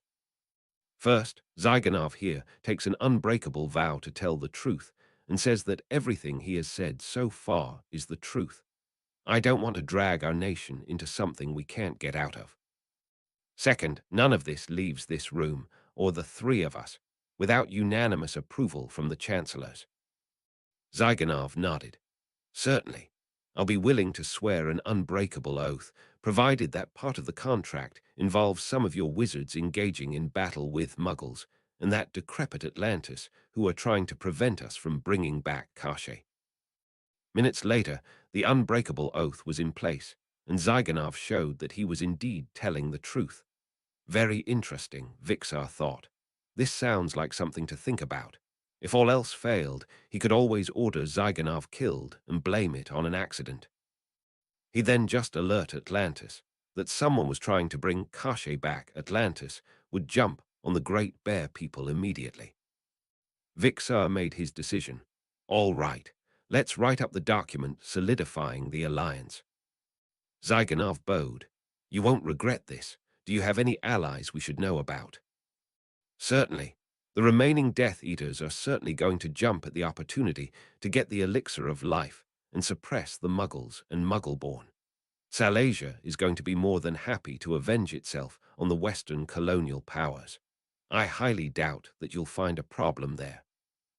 Zyganov smiled one last time and poured some of the elixir of life into 4 crystal goblets. That is good news, Chancellors. Let us all drink now to the future of the Order of the Great Bear, Boris Kashe, and world where the Muggles are in their place. He distributed the goblets and raised his own. To the Great Bear, Kashe, and the wizard-dominated world. The Chancellors raised theirs as well. To the Great Bear, cachet, and the wizard-dominated world. Vixar smiled and downed the elixir of life. Seconds later, he felt better than he had in his entire life. The world didn't stand a chance against this after Zyganov was escorted out. Supreme Chancellor Vixar asked his colleagues for other issues. Sayatnan pulled out a scroll of parchment from her robe and levitated it in front of her. Wizard Zyganov's audience check. Next item. Whoa, boy, look at that. Wizard Nastheros' request for a traveler's permission for reclaiming former family possessions and a future audience to negotiate some trade agreement. Ortilu sneered. Nastheros, what's the traitor's spawn planning to do here? His family was banished for a very good reason, which is now no longer relevant, interrupted Vixar. Their party wanted to abolish the Yahoos. Now it happened, and look how it turned out. If the man had any political supporters, they are certainly gone by now. Sayatnan, how about the reports of our agents? After a couple of Yahoos brought in the relevant documents from the archives, the Chancellor quickly read through the parts marked as important. The boy has never had any political ambitions, apparently, she summarized, though he shares his father's ideas of Muggle rights. There are a few years of dusty nonsense. He lived in poverty and rocked a rattle, took no oaths. Then, of course, here is the ascension of his shipping company and his relationship with a Vila witch. Peaceful, wealthy, and unable to raise political support, summarized Vixar. I've rarely heard such a fine definition of harmless. I say we let him in, but have some of our trusted agents accompany him everywhere. If he asks, it's a security detail for his sake. It would even be true. Some people might want to avenge slights on him, even despite his personal innocence. What's next? An audience with Merwizard Raiska. He's the leader of a large group of refugees. Azure and our Arab guests have vouched for them. Shall I let him in? Yes, replied the Supreme Chancellor, but he better not be as arrogant as the Trapanandan ambassador was, or I'll kick his scaly butt out of here so hard, even the air will hurt. Raiska was not arrogant, and his butt wasn't scaly either. He appeared to be a normal human wizard. In fact, he could have passed for a Seodani, unlike the exotic clothing of last week's Trapanandan ambassador.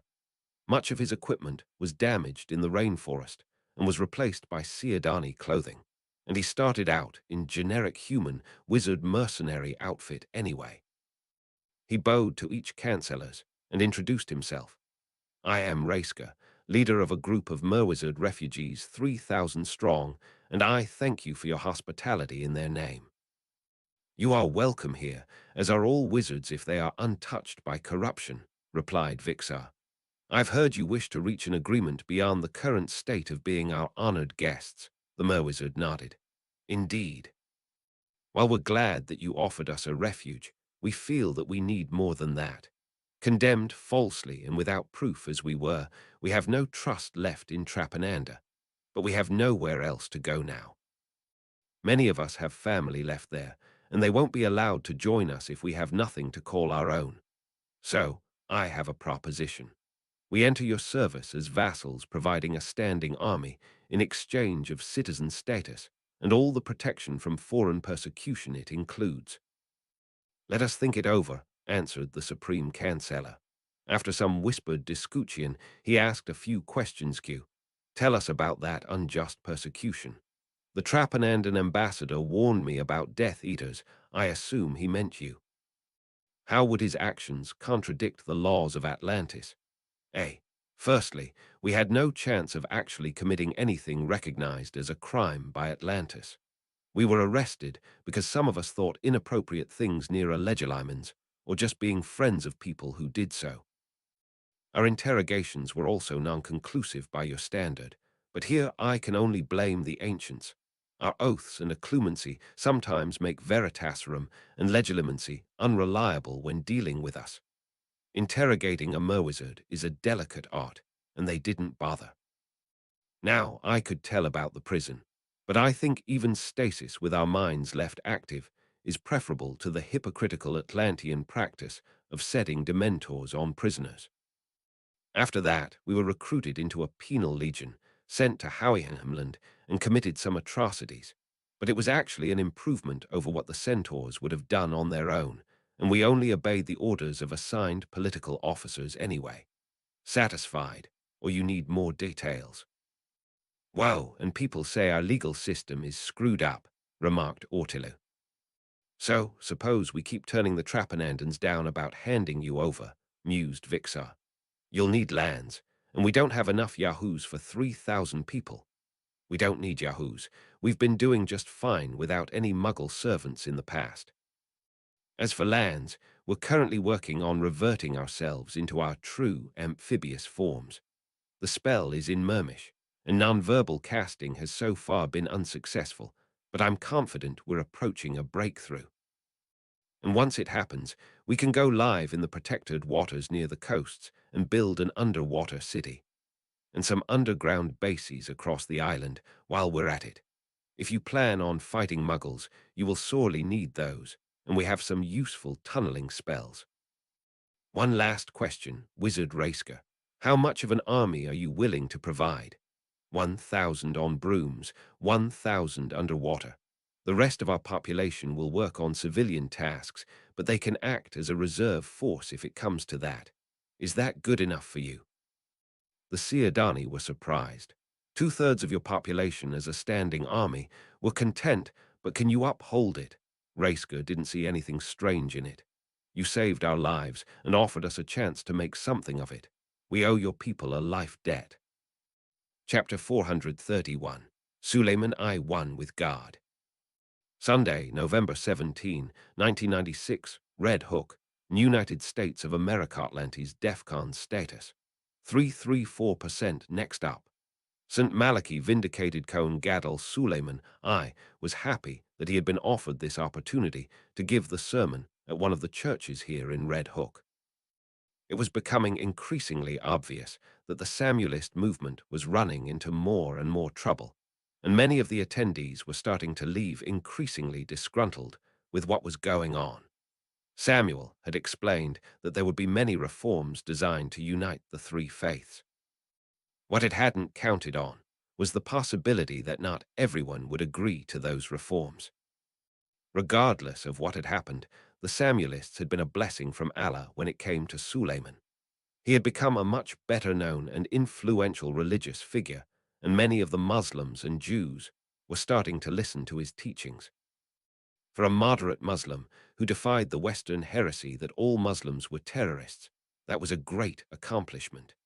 Even if the Samuelist movement collapsed and he went back to being the Al-Aqsa Mosque's imam once again, people would remember that truly devout Muslims would not condone terrorism. The Samuelist movement had likely been instrumental in allowing Abrahamic clergy to start giving sermons, and in some cases, even practice, at houses of worship which did not belong to the speaker's denomination. He doubted he'd have been able to get this gig here at St. John's otherwise. He hoped that this practice would persist after the Samuelist conference ended. He drove his rented car up over to the front door of St. John's and saw the minister walking out to greet him. He waved his hand in response and extended it to shake the pastor's hand. Then something hit him in the back of the head, and he knew no more a couple of blocks away in an old barn. The Muslims for Humans sharpshooter watched in satisfaction as the bullet hit the traitorous imam in the back of the head. Blood sprayed everywhere, and the rector cried out in horror as the body fell to the ground. Serves you right, the shooter thought. Once you started letting people of other faiths into the mosque, you'd broken your contract with Allah. You make friends with Zionists and Crusaders, even though you're not supposed to. Oh, and to top it all off, you actually let yourself be swayed by a wizard who could very well be an evil spirit in human form. The next thing the shooter had to do was make his escape. He had taped a note to the gun in which Muslims for Humans claimed responsibility for the attack. It went on to explain that Muslims for Humans had begun targeting wizards and friends of wizards in various nations around the world. Being men of God, these attacks were necessary to rid the world of these evil sorcerers. Mankind's duty should have been obvious. Even the Old Testament, used by the Zionists and revered by the Crusaders, warned that witches should not be kept alive. Sure, some people interpreted it differently. But Muslims, for humans, knew the truth. To stop the attacks, the wizards either had to stop practicing, go back to the plane of existence they had come from, or adopt the six eyes Sedai oaths in the form originally intended by Jordan. Namely, that the wizards were physically incapable of violating them. Once the wizards did their part, then Muslims for humans would believe that the wizards were bargaining in good faith. He had done what he could to silence the rifle shot. However, silencers didn't work as well as they did in the movies, and the gun had made an awful racket when it had gone off. Fortunately, with most of the people in the church, there weren't many potential witnesses available, at least at the moment. Making sure that he touched the gun with his gloves the whole time, he hid the murder weapon in a big bale of hay and nonchalantly made his way over to his car. He turned the key in the ignition and hightailed it out of town before anyone could figure out what was going on.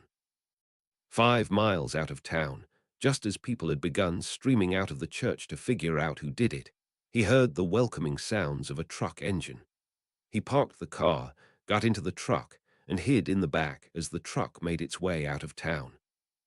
He found himself being squeezed between more bales of hay, uncomfortable as hell, but invisible unless people inspected the cargo very carefully. Half an hour later, he was back in his safe house. Mission accomplished, Atlantis. Dagher stared at his underling in amazement. What did you say? The underling's face was pale. There have been no fewer than 9 attacks on wizards and their allies all over the world, all in the past 5. All of them appear to have been at the hands of Muslims for humans. To make matter worse, reports are starting to come in that they've assassinated the Kohen Gadol as well. Dagher kicked at the wall. Shit. As a Muslim, this makes me very angry. It's not going to be hard to convince myself that my life is in danger so I can use magic as an offensive weapon. Same here. What are we going to do about it? First, what are their demands? The underling glanced at his sheet just as someone else ran down the corridor and shouted, "We've got 2 dead in Indonesia too now. Make that 12 total." The underling found the relevant section and looked back up at Dagher. "We either have to stop practicing, go back, where we came from, under the statute of secrecy, or adopt all 6 eyes Sedai oaths in the form originally intended by Robert Jordan." Dagher gulped. The version where the oath physically prevents the oath-taker from violating it. "That's it, sir." Dagher winced. "That's impossible. It can't be done, short of some very intricate legilimency which itself may violate the oaths. And let me guess, Muslims for Humans doesn't realize that." "No, sir, I don't think they do." "Damn, how are the other World for Humans groups reacting?"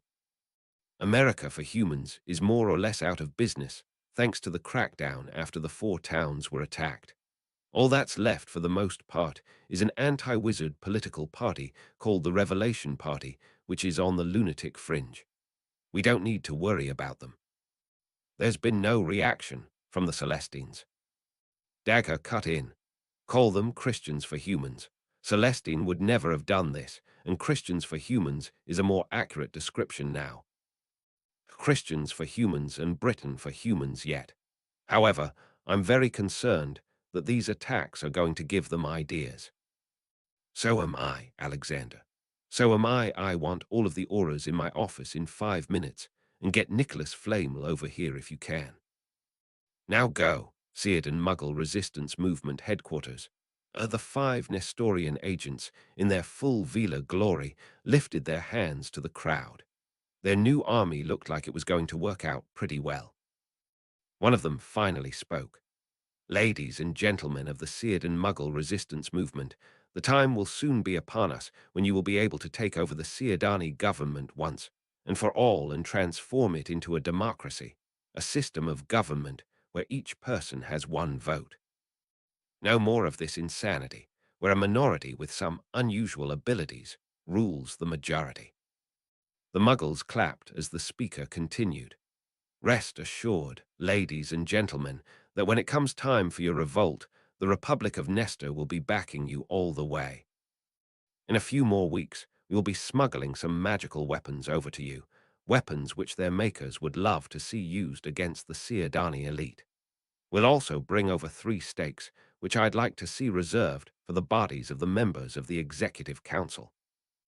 The Muggles applauded again as the Vila pointed at one of the other members of her party, one who seemed to be an ordinary human woman. This woman here is a Muggle who arrived on Nestor via a cruise ship. It just so happens that she specializes in removing tattoos.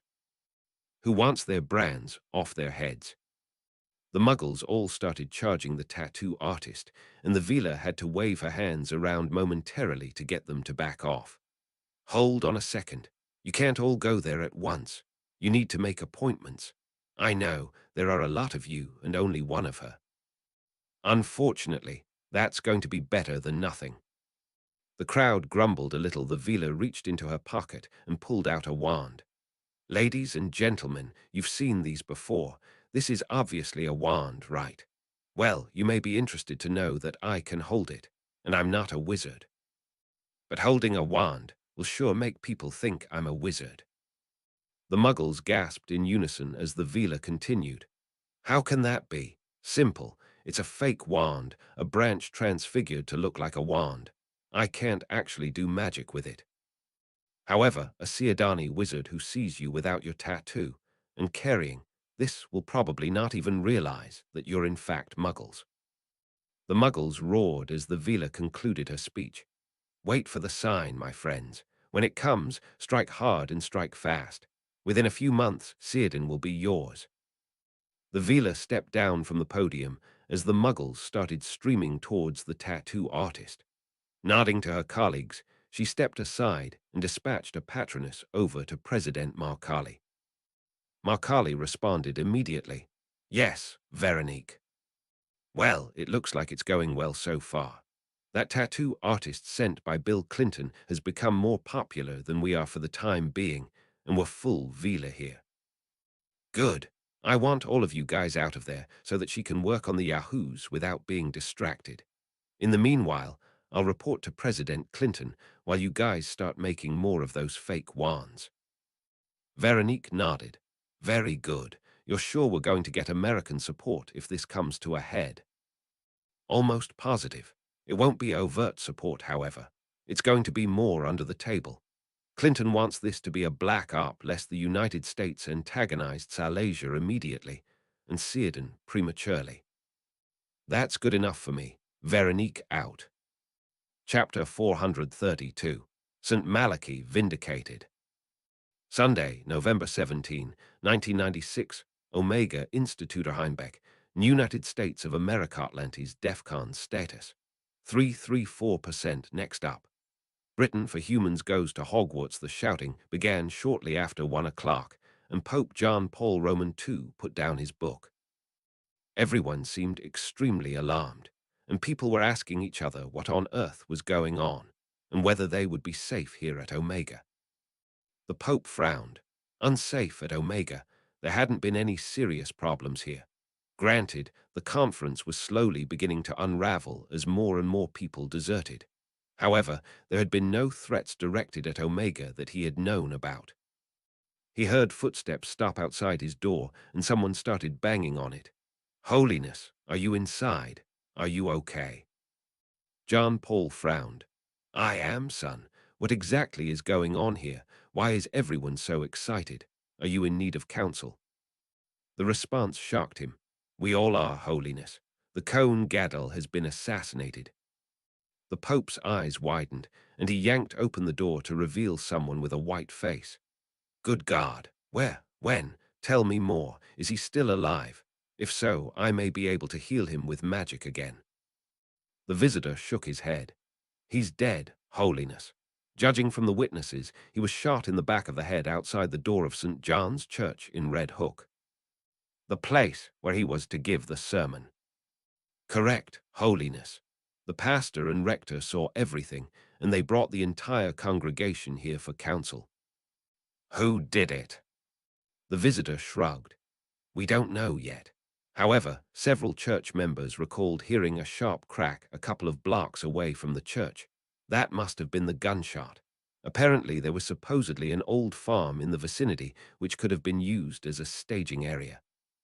The Pope slumped. Sniper. Exactly, and from long range. Whoever did this must have been a professional. John Paul crossed himself and recited a short prayer for Suleiman's soul. When he was finished, he began thinking aloud. A professional sniper.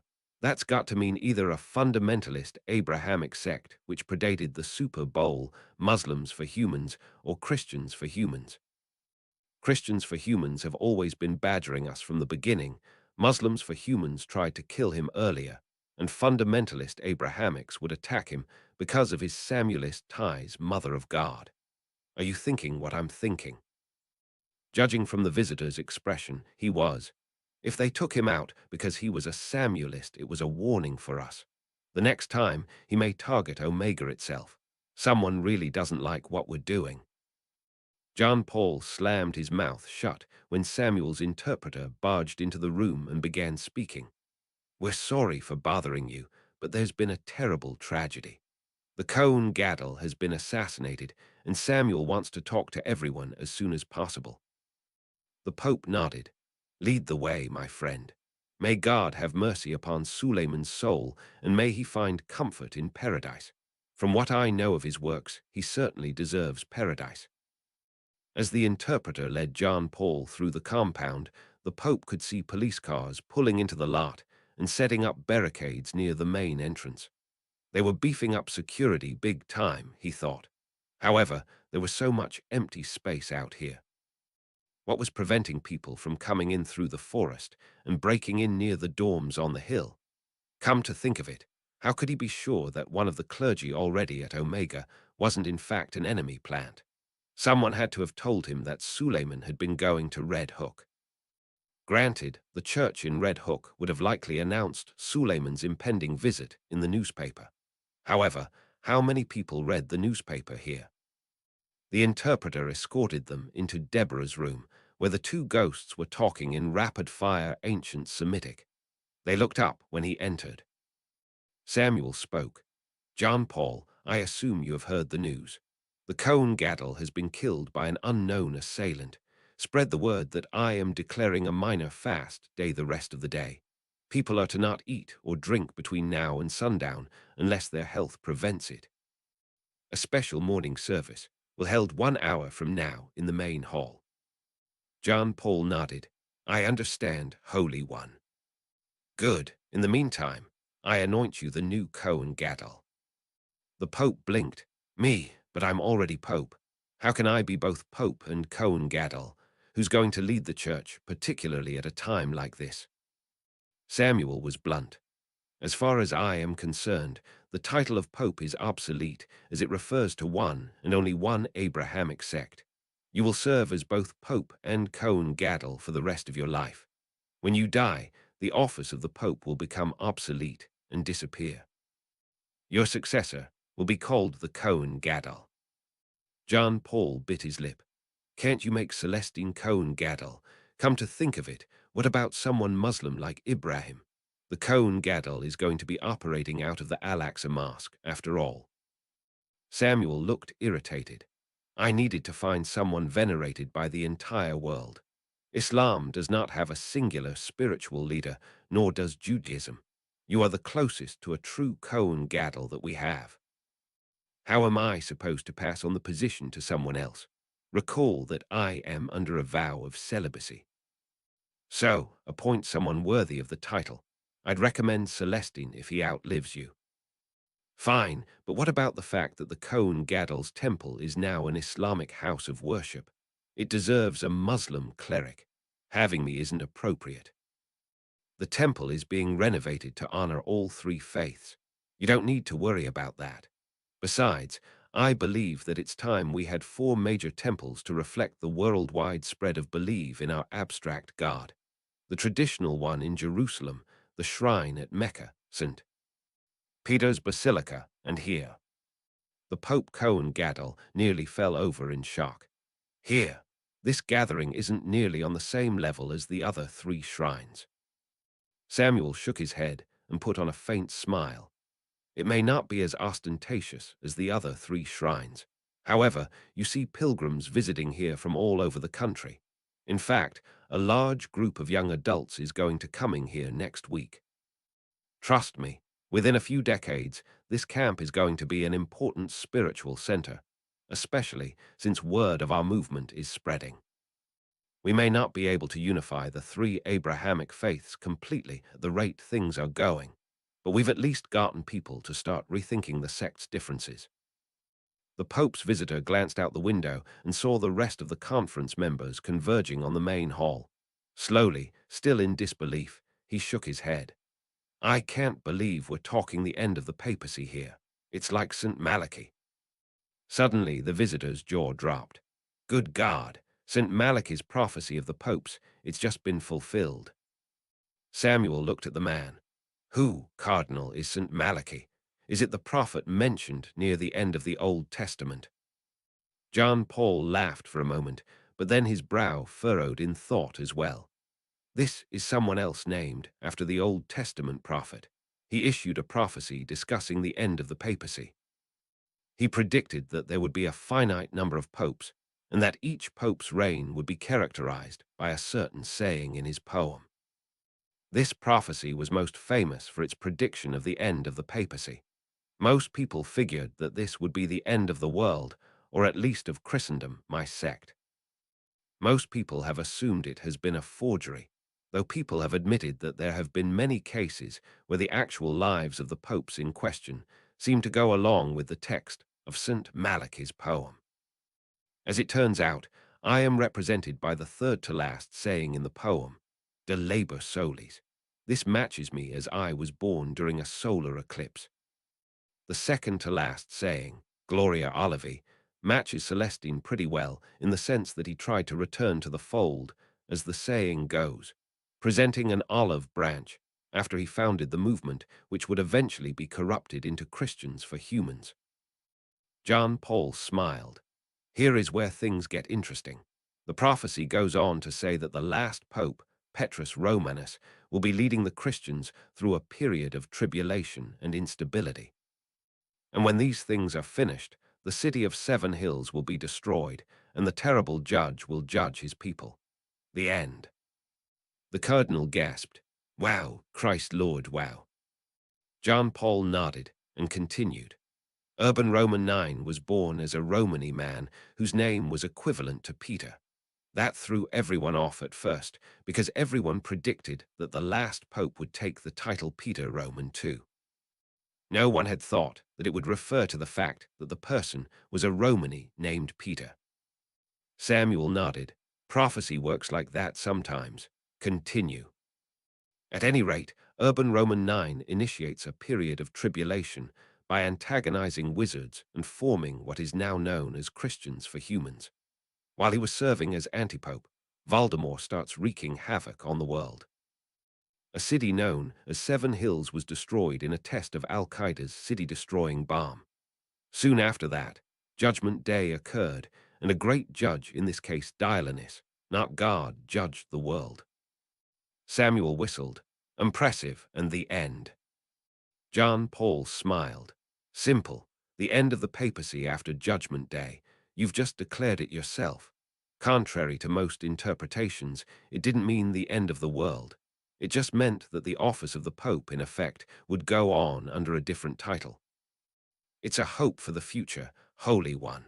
The world may not yet be doomed, no matter how bad things may seem at the moment. Samuel looked out at the crowd gathering in the main hall.